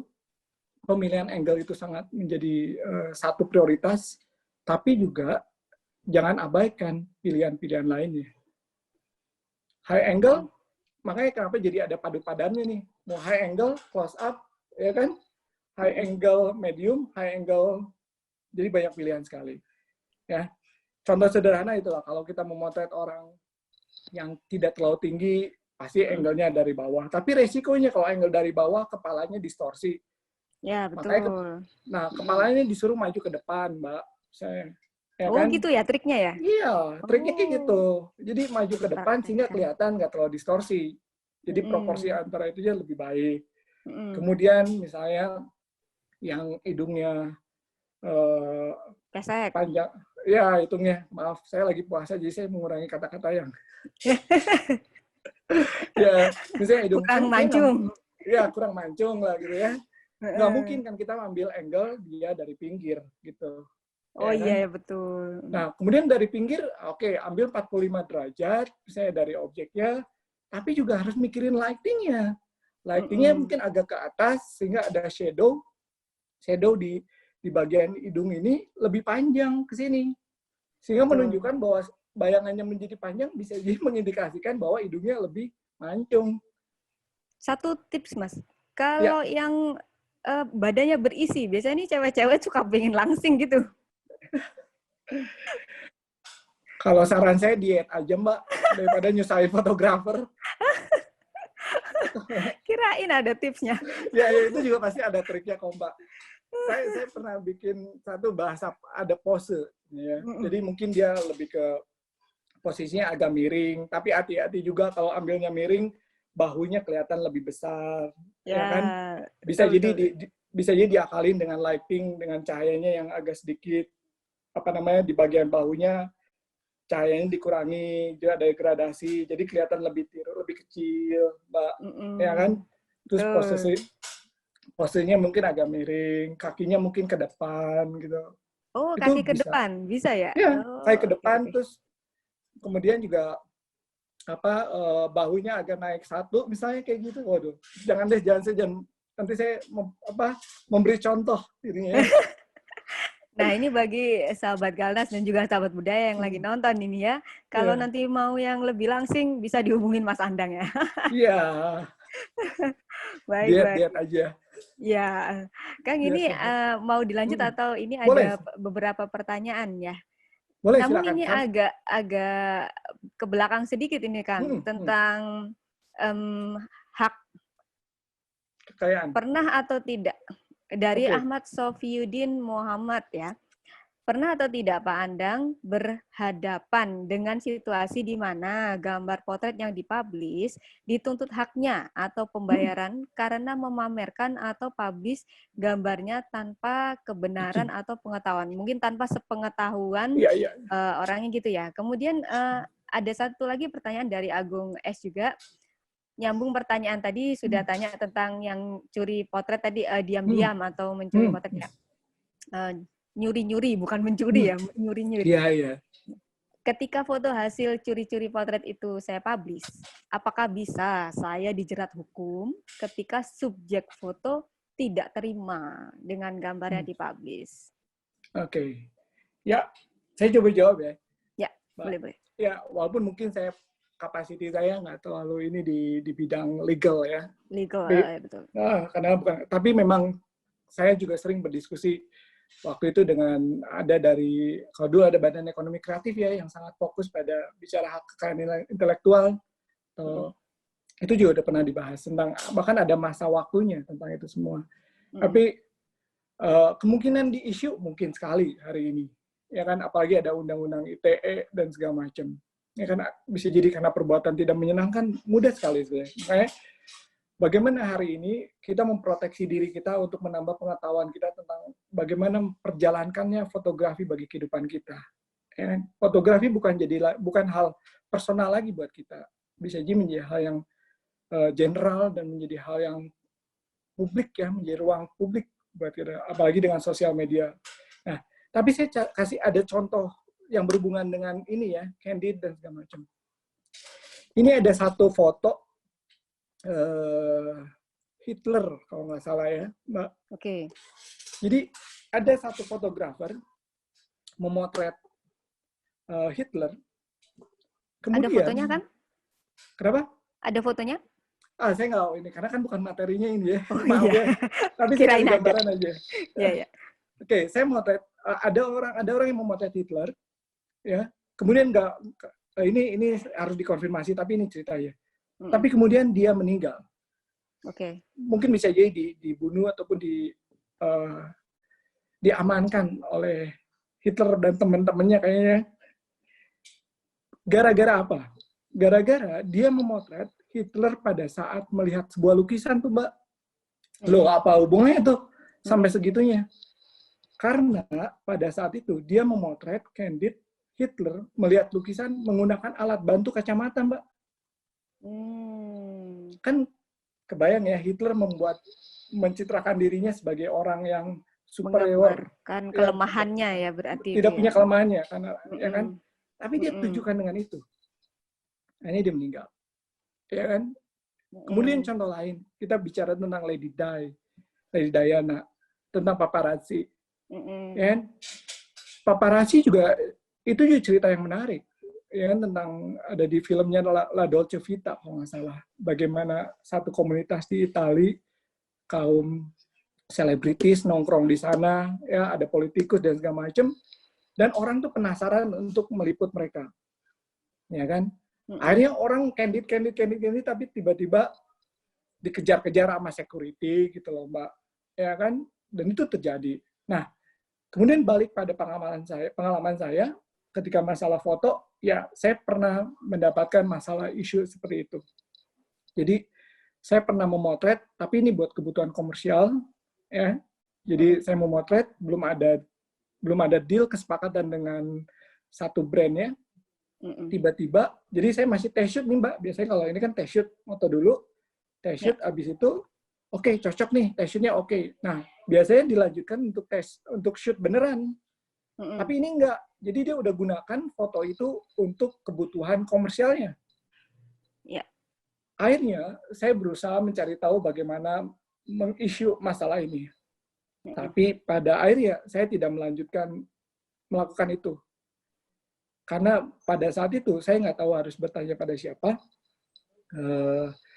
Kedua, belum ada payung hukum yang melindungi ini semua, Mbak. Ya, memang belum ada ya di Indonesia ya, belum ya? Kan? Waktu itu bukan. Sekarang sih udah ada, insya Allah. Udah ada. Tapi waktu itu belum ada. Jadi saya tahun 2000-an waktu itu bikin komersial buat iklan satu brand. Itu dia publikasi dalam bentuk packaging dan teman-temannya. Itu digunakan dan saya agak kecewa dengan itu semua, tapi pada itu saya nggak bisa apa-apa.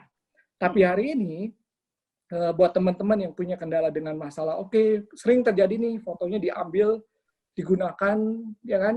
Nah, ada beberapa asosiasi di Indonesia yang sangat concern masalah ini.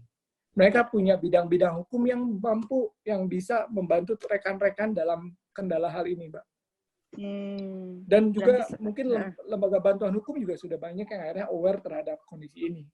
Nah, jadi kemungkinan di isu, ya. Kemudian apakah kita bisa mendapatkan hak kita ketika foto itu digunakan? Bisa banget hari ini.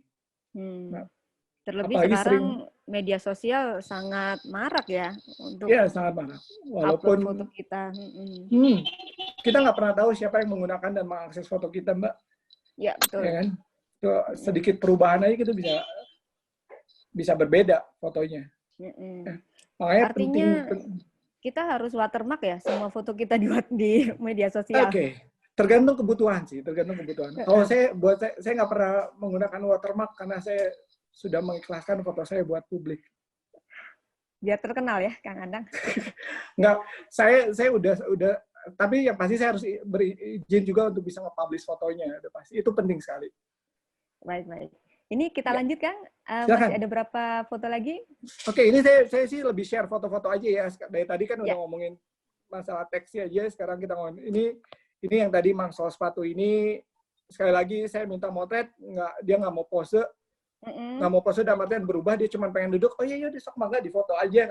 Udah, ada saya siapin lighting, dia menunggu tetap sambil duduk. Ini setelah pendekatan keberapa ini? Ini udah hampir 3 kali sebenarnya. Jadi saya udah benerin sepatu saya udah ketiga kalinya sebenarnya. Bulak-balik. Akhirnya saya motret. Tapi yang lucu adalah bagaimana sepatunya dia juga kondisinya nggak begitu bagus. Kan?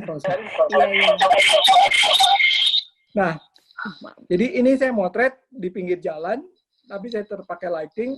Saya pakai bukan diafragma yang kecil, karena saya pengen mengejar awannya juga ada. Kemudian detailnya tetap hadir. Tapi efeknya pasti slow speednya rendah, sehingga objek yang di belakang mungkin agak terkesan motion, Mbak. Kemudian ini namanya Om Jeffrey. Om Jeffrey itu saya kan di bidang desain juga, sering cetak foto, sering cetak buku dan segala macam. Beliaulah yang selalu mengurusi. Jadi dia selalu datang. Akhirnya saya, dan ini tas khasnya dia lah. Jadi kalau kemana-mana dia selalu bawa tas ini. Akhirnya saya tidak meminta dia untuk melepaskan tasnya, tapi dia dengan secara tidak sadar memposisikan dirinya mendekap tasnya. Ya. Baru saya foto, baru saya pakai lighting dari sebelah kanan, ya kan. Biasanya saya menggunakan 2 atau 3 lighting, Mbak. Nah ini Bi-Icah sebenarnya. Bi-Icah itu dulu saya punya studio di Bandung di Jalan Sunda, dan beliau adalah yang menjaga studio kami, Mbak Bi-Icah. Jadi ini saya juga kaget bagaimana kakinya dia posing seperti yang sudah terbiasa ya. Ya. apa terus menatap kamera gitu dengan percaya dirinya, ya kan, itu membuat saya luar biasa dan saya merasa ini satu kebahagiaan buat saya bagaimana mereka bisa menatap kamera dan berinteraksi, menunjukkan who they are-nya. Kemudian ini juga masih Bica, jadi dia suka sekali duduk di tempat ini nih. Jadi akhirnya saya bilang, yaudah Bibi duduk aja di situ lah. Saya sambil bercanda, ya tok di foto. Saya siapin lighting baru foto. Ini Mang Amir. Mang Amir itu ini di ITB, mungkin teman-teman yang kuliah di ITB kenal beliau lah, sangat kenal beliau. Karena di Fakultas Seni Rupa dan Desain. Akhirnya saya memotret beliau, saya melihat Mang Amir suka berjemur juga dan suka, oke Mang, Sigana mah pas kalau Mang Amir di fotonya ngelihat ke atas kena cahaya gitu ya, karena dia terus kemudian saya tidak meminta dia memejamkan matanya loh, Mbak. Jadi saya nggak minta dia alamiah aja dia, iya. Sedangkan sebenarnya bisa jadi karena silau aja sih. Ya. Tapi dramatis ya kesannya. Ya, alhamdulillah Mbak. Itu yang akhirnya saya juga ngeliat lighting, ngeliat cahaya, terus. Jadi saya mempelajari beliau. Kemudian ini juga bagaimana dia tinggal di kampus, di satu sudut kampus. Ini saya tunjukkan. Ya. Kemudian ini tadi yang pijat refleksi itu. Yang ya keluarganya di Majalaya gitu ya, yang setiap hari Rabu keluarganya datang untuk mungkin menyerahkan sebagian dari rezekinya. Ya. Bandung gitu. Ini ya, di Bandung ya? Bandung. Banyak sekali saya foto untuk ini di Bandung, karena sekali lagi saya tumbuh besar di Bandung, Mbak. Jadi orang-orang di sekitar saya. Kang Anang boleh menjawab pertanyaan sedikit? Ini beberapa slide tadi adalah foto hitam putih, monokrom ya, monokrom, abu-abu, ya kayak gini. Nah ini ada pertanyaan dari Destian RH. Kang Anang mau bertanya soal color harmony. Apakah karakter foto-foto everyday people itu selalu stereotype dengan dominan warna hitam putih atau monokrom? Ya, sejauh ya. Sebenarnya enggak kok. Saya tidak pernah. Jadi sekali lagi saya harus belajar dulu. Kira-kira apa yang mau ditunjukin, apa yang mau disampaikan. Kapan saya harus hitam putih, kapan saya warna. Tapi juga jangan dihiraukan bahwa color harmony itu juga akan berpengaruh pada hitam putih, Mbak. Jadi bukan masalah. Karena hitam putih, ya udah aja, kita nggak mikirin tentang color harmoninya. Karena color harmoni kan bisa jadi berhubungan dengan rentang zone system, atau rentang warna, atau rentang dari hitam sampai ke putihnya, Mbak. Color harmoninya, ataupun juga transisi warna, ataupun juga banyaknya warna yang terekam juga akan berpengaruh pada kualitas hitam putihnya sebetulnya. Jadi tetap aja walaupun hitam putih, saya harus memikirkan color harmoninya. Ya. Gitu gambarannya, Mbak. Iya, oke. Ini ambil saya jalan aja ya. Ya, sambil jalan. Biar. Ini ada satu pertanyaan lagi, Kang Anang. Mungkin juga masih berhubungan ya. Dari Panggah Ardiansyah. Mau nanya, bagaimana mengkurasi ide yang kita punya, ide yang kita punya. Misal menentukan ide apa yang bisa dieksekusi, sejauh mana kedekatan perlu dibangun sehingga akhirnya diputuskan kalau sudah saatnya ide ini dieksekusi. Dan apakah pernah punya ide yang dianggap sangat bagus, kemudian keintiman sudah terbangun, tapi diputuskan tidak jadi dieksekusi karena alasan personal. Seperti yang Mang Sol Sapatu tadi ya, Kang, kenapa sampai 3 kali pendekatan baru dilakukan, semacam itu. Ya, betul. Ya, dalam proses ide sampai ke hasil akhir memang bukan proses yang sederhana sebenarnya. Walaupun terlihatnya simpel, tapi yang terjadi dalam diri kita sebenarnya kan, dalam pikiran, dalam kegelisahan, dalam mempertanyakan tentang mungkin atau tidaknya bisa dieksekusi macam, dan itu akan berpengaruh pada banyak faktor, mulai dari faktor kedekatan ataupun juga tidak dekat. Tapi sebagai catatan buat saya adalah walaupun saya berusaha ngebangun kedekatan, tapi pada saat saya memotret, saya selalu menjaga jarak saya dengan mereka, karena saya khawatir emosi saya menjadi begitu dalam terhadap dirinya, dan akhirnya saya merasa bahwa saya sudah mengenal dia. Dan saya membatasi itu karena kalau saya sudah merasa mengenal dia, ya kan, dan kemudian saya mengeksploitasi dan mengeksplor dia, ya kan, saya nggak punya lagi ruang surprise dari dirinya gitu loh, Mbak. Oke. Jadi saya Udah selalu merasa membuat cukup sebuah gitu ya. ya ruang kejutan yang hadir pada objek-objek yang saya foto gitu. Dan ya pernah pernah misalnya tidak jadi dieksekusi, ya tadi masalah waktu, masalah bisa jadi antara ide dan alatnya tidak memungkinkan, itu juga mungkin buat saya. Terus kemudian juga masalah talentnya itu sendiri menolak, itu juga mungkin sering terjadi juga, Mbak.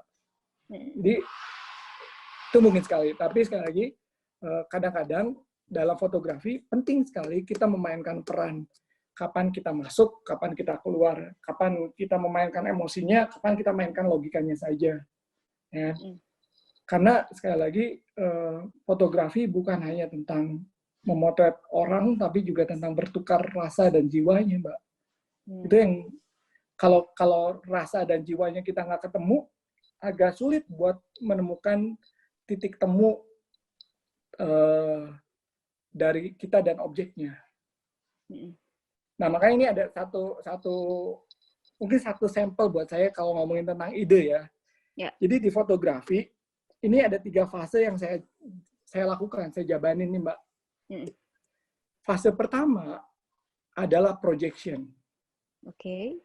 Jadi kalau saya ngelihat objek, kemudian saya memproyeksikan terlebih dahulu, fotonya mau seperti apa. Ya.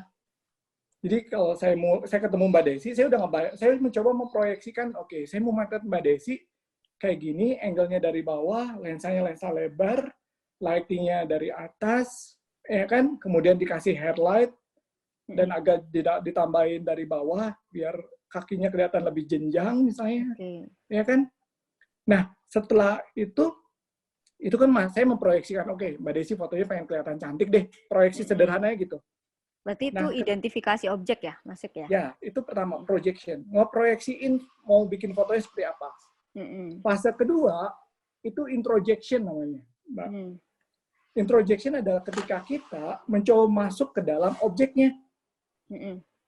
Yang tadi tuh saya telaah, identifikasi nih, Mbak Desi kayak gini, segala macam, bla bla. Akhirnya, setelah introjection, saya akan menentukan pakai kamera apa, lensa apa, lighting-nya seperti apa, nanti dicetak ukuran berapa, di kertas apa, ya kan, di frame atau nggak di frame. Jadi saya akan mempertimbangkan sampai di tahap akhirnya, Mbak. Oke. Ya kan? Wujudnya ya.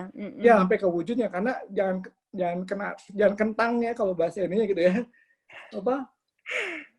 Jangan kena tanggung nih kalau punya ide sampai dieksekusi. Kalau bisa sampai ngomongin kira-kira saya mau share ini, atau saya memberi makna ini, atau saya pengen memberi dampak apa lewat foto ini buat diri saya, buat objek yang saya foto, ataupun juga orang di sekitar lain, atau juga apresiatornya. Ya. Nah, tahap ketiga, ketika oke, udah nih, udah beres nih, kita udah tentuin angle-nya, udah segala macam, di introjection. Tahap ketiga itu namanya confluence. Confluence itu di mana to become one lagi tuh, Mbak. Antara objek dan saya udah jadi satu. Dalam apa? Dalam fotonya. Nah, jadi manifestasi antara saya dan objeknya dua-duanya dalam foto itu. Karena di foto itu adalah nampak konsep dari fotografernya dan juga ekspresi dari objeknya, begitu ya maksudnya? Ya, betul. Ada itu nunjuk interaksi, ekspresi itu muncul juga di sana. Nah, baik. Itu kan menunjukkan bahwa kita sudah berinteraksi. Pertanyaan berikutnya, interaksi ini berhasil atau tidak? Interaksi ini memberikan dampak buat kita atau pada dia nggak gitu ngelihat fotonya. Contoh sederhana aja.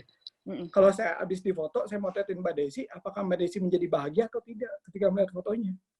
Oh ya, kepuasan kan itu ya.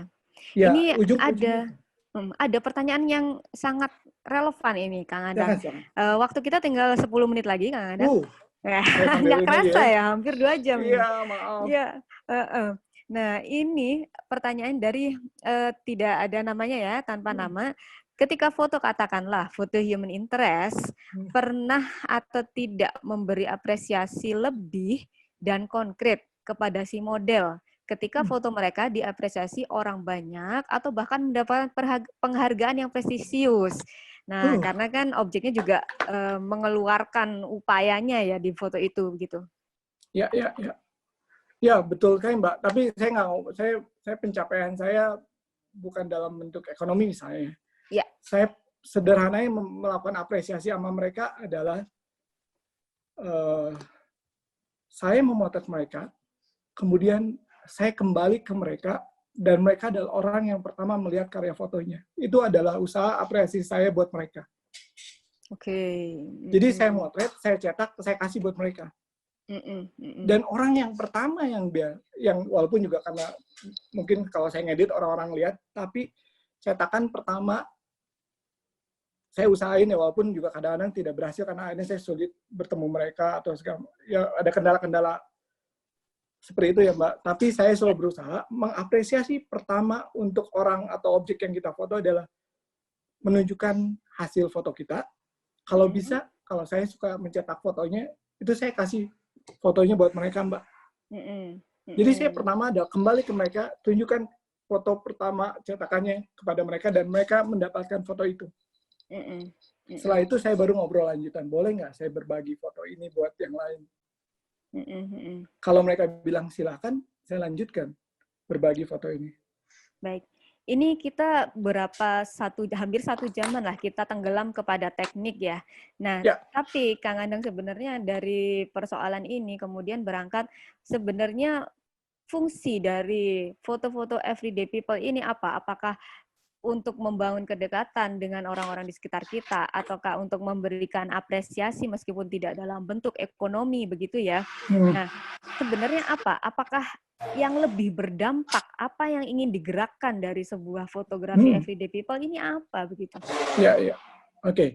Ya, sebagaimana juga, sebenarnya saya juga banyak motret, kita, misalnya Bapak ambil bakso, beli bakso dulu, kita makan dulu, gitu ya. Ini sering kita lakukan ya. Nah, ini di akhir, ini yang tadi family portrait ya, ini masih raw materialnya. Yang tadi yang ada behind the scene-nya nih, Mbak. Oh iya, tadi ya. Nah, apa yang saya harapkan dari fotografi everyday people as dokumentasi sosial, sebagai dokumentasi sosial. Yang pertama, saya pengen mengapresiasi mereka. Appreciate life buat mereka. Karena mereka menunjukkan satu pembelajaran hidup buat saya tentang konsistensi. Bagaimana mereka memperjalankan profesinya dari dulu sampai sekarang tetap bertahan. Itu yang pertama. Yang kedua, saya mencoba menyampaikan pesan lewat fotografis, ya. Kemudian juga saya pengen ini menjadi sebagai dari bagian konstruksi sosial, mudah-mudahan bisa juga sebagai konstruksi sejarah dari perkembangan satu peradaban manusia, gaya banget yang peradaban manusia, tapi masyarakat. Kemudian juga ini awalnya mudah-mudahan sebagai perhatian personal saya, tapi mudah-mudahan bergerak menjadi perhatian sosial tentang kehadiran mereka, keberadaan mereka, tentang bagaimana kita mengapresiasi kontribusi mereka terhadap kita di masyarakat. Kemudian juga saya mencoba melihat sebagai bentuk identity menjadi bentuk community and society. Bagaimana fotografi yang akhirnya kita memiliki identitas. Contoh saya, mungkin saya teridentifikasi sebagai fotografer misalnya, tapi berikutnya bagaimana identifikasi peran kita di masyarakat bisa berbagi di society dan community, bagaimana juga memainkan peran di society dan community. Dan pada akhirnya juga dokumentasi sosial adalah tentang pelakuan kreatif. Jadi bukan cuma tentang masalah teknis, masalah juga isu-isu sosial, tapi juga fotografi dokumentasi sosial berhubungan dengan perlakuan kreatif. Kreatif treatment terhadap aktualitas. Jadi tetap ada pendekatan kreatifnya. Ya kan? Dan juga buat saya ini adalah satu pendekatan yang pada akhirnya saya menyebut humanitarian approach for social documentary, yaitu pendekatan kemanusiaan buat dokumentasi sosial. Dan mudah-mudahan hari ini kita semua bisa mengapresiasi peran orang-orang yang kadang-kadang bisa jadi kita abaikan, orang-orang yang hadir bisa jadi kita lupakan, bahwa hari ini kita hadir dan tumbuh dan besar sampai hari ini pasti karena orang lain juga. Ya, betul. Jadi kita adalah bisa jadi saya bisa jadi everyday people buat siapapun. Dan kita pun punya everyday people. So saya akhirnya pun bilang, ini saya bikin surat buat everyday people, Mbak. Wow, apa itu? Oke, saya boleh bacain sedikit ya. Boleh, tentu. Okay, this visual and life journey. Dear everyday people, we just want to let you know all the things you did for us do not go unnoticed. You are important thing for our life. We really felt a sincere kindness when we see and talk with you. Everyday people, so you are our inspiration. Your hard work, your sincerity, your struggle, never giving up, and being consistent. We truly appreciate you. Maybe you are out there right now. Take care of yourself, your health, and being happy. We miss you, everyday people. God be with you. We will forever grateful. And we thank you warmly. Thank you. We miss you, everyday people. Wow, saya beri applause karena di sini nggak ada tanda applause, saya beri applause langsung. Thank you. Itu ada sebuah ungkapan hati dan juga sebuah apresiasi dari Kang Andang, seorang fotografer. Hanya satu fotografer kali ini ya, belum fotografer-fotografer lainnya yang di Indonesia yang melakukan hal serupa. Ya, mudah-mudahan akhirnya ada juga habis sharing ini, mudah-mudahan sekali lagi kita bisa mengapresiasi kehidupan kita dan kehidupan orang lain, dan mudah-mudahan dengan berkah fotografi yang kita terima, kita bisa menggerakkan orang, bisa juga berbagi, bisa juga mengapresiasi kehidupan orang lain. Karena fotografi adalah kebaikan yang Allah berikan buat kita. Begitu, fotografi Mbak. Adalah kebaikan yang Allah berikan untuk kita. Dan betul, kebaikan tidak boleh berhenti di kita. Harus digulirkan. Itu karena dia, biar jadi rahmatan lil alamin. Jadi panjang. Aduh, ini karena puasa jadi bawaannya ini ya. Tapi betul kan, kebaikan tidak boleh berhenti di kita. Sebenarnya kita tidak, kadang kita berpikir kita tidak bisa membalas budi baik terhadap orang yang baik kepada kita. Tapi setidaknya kita bisa meneruskan atau menularkan budi baik itu kepada orang lain lagi. Betul ya? Betul, dan sekali, Mbak. Kali ini jalan yang diambil Kang Andang adalah jalan fotografi. Betul. Baik, betul. Ini sedikit konklusi, nggak apa-apa ya Kang Andang ya? Oke. Baik, everyday people itu berarti tidak hanya sekedar tataran konsep, tidak hanya sekedar teknik, kemudian kreativitas seorang fotografer atau juga pendekatan, tetapi juga bagaimana kita bisa membuat dampak yang lebih besar dari sebuah foto itu. Selain kita memperhatikan atau peduli dengan orang-orang di sekitar kita, fotografi juga menjadi semacam cambuk bagi kita untuk melakukan hal lebih terhadap orang-orang di sekitar kita dan juga lainnya. Bayangkan saja kalau fotografer-fotografer di Indonesia ataupun di dunia melakukan hal yang sangat-sangat baik, bayangkan berapa besar dampaknya. Gitu ya, Kang ya? Amin. Amin. Amin. Pertanyaan terakhir, Kang. Ini agak teknis. Bolehkah nanti materinya di-share untuk teman-teman yang ikut acara ini? By email? Boleh. Nah, oke. Sudah dijawab ya, berarti. Nah, kemudian nanti bisa, ada yang ngefans juga nih sama Kang Andang. Kalau mau menghubungi Kang Andang, bertukar pikiran mengenai fotografi, mungkin nanti bisa lewat email ya, Kang ya? Bisa email dan IG-nya di Artspace Humanica mungkin. Oh, oke. Mbak Wulandari ya, IG-nya Artspace Humanica gitu. Baik. Mbak, ada ya? Boleh nggak saya mungkin terakhir saya play videonya? Oh, boleh. Semua ini. Boleh share? Ya. Biar videonya, Mbak. Oke. Ya, udah deh ya? Oke, ini adalah video pamungkas ya. Ya, Pamungkas. Oh, Pamungkas penyanyi ini, Mbak. Iya. Oke, terima kasih banyak. Saya sampaikan buat Mbak Desi, Pak Pusanto, Mas Jamrud, Mbak Rizky, Mbak Rina, dan teman-teman lain untuk kesempatan ini. Dan partisipan, all partisipan, Kang? Ya, dan all partisipan juga luar biasa. Mudah-mudahan kita bertemu, bersilaturahmi di ruang-ruang lain. Dan mudah-mudahan juga kalau tidak berkeberatan bisa share, kita bikin foto-foto everyday people buat kalian masing-masing, buat teman-teman masing-masing, bisa share sama kita. Mungkin suatu saat kita juga bisa jadi pameran bareng, kita bikin photobook bersama tentang everyday people masing-masing buat diri kita masing-masing atau buat juga teman-teman. Oke, pada akhirnya saya mau coba share video. Mudah-mudahan ada suaranya.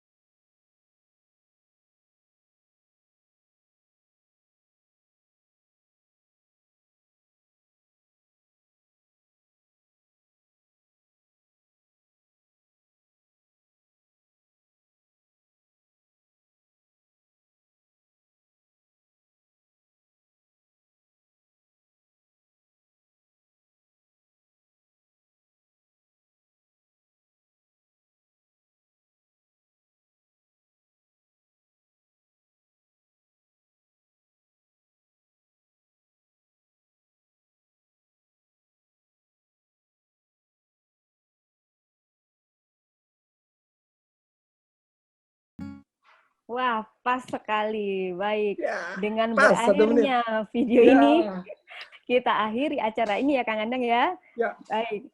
Semoga acara ini bisa memberikan manfaat bagi kita semua.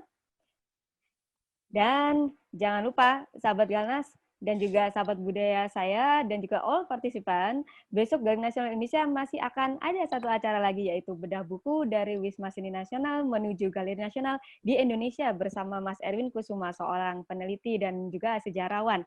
Jam 1 juga ya, di channel YouTube sudah ada linknya, bisa lihat di media sosial Galeri Nasional Indonesia, dan juga akan live YouTube di budaya saya juga. Satu kata dari saya, fotografi tidak sekedar soal beauty. Kisah dan dampak nyata dari sebuah foto lah yang justru membuat foto itu mampu bicara dengan lantang. Saya Desi Novitasari dan juga terima kasih banyak. Kang Andang Iskandar. Terima kasih banyak semua. Terima kasih banyak semuanya. Selamat sore, selamat beraktivitas, selamat berpuasa.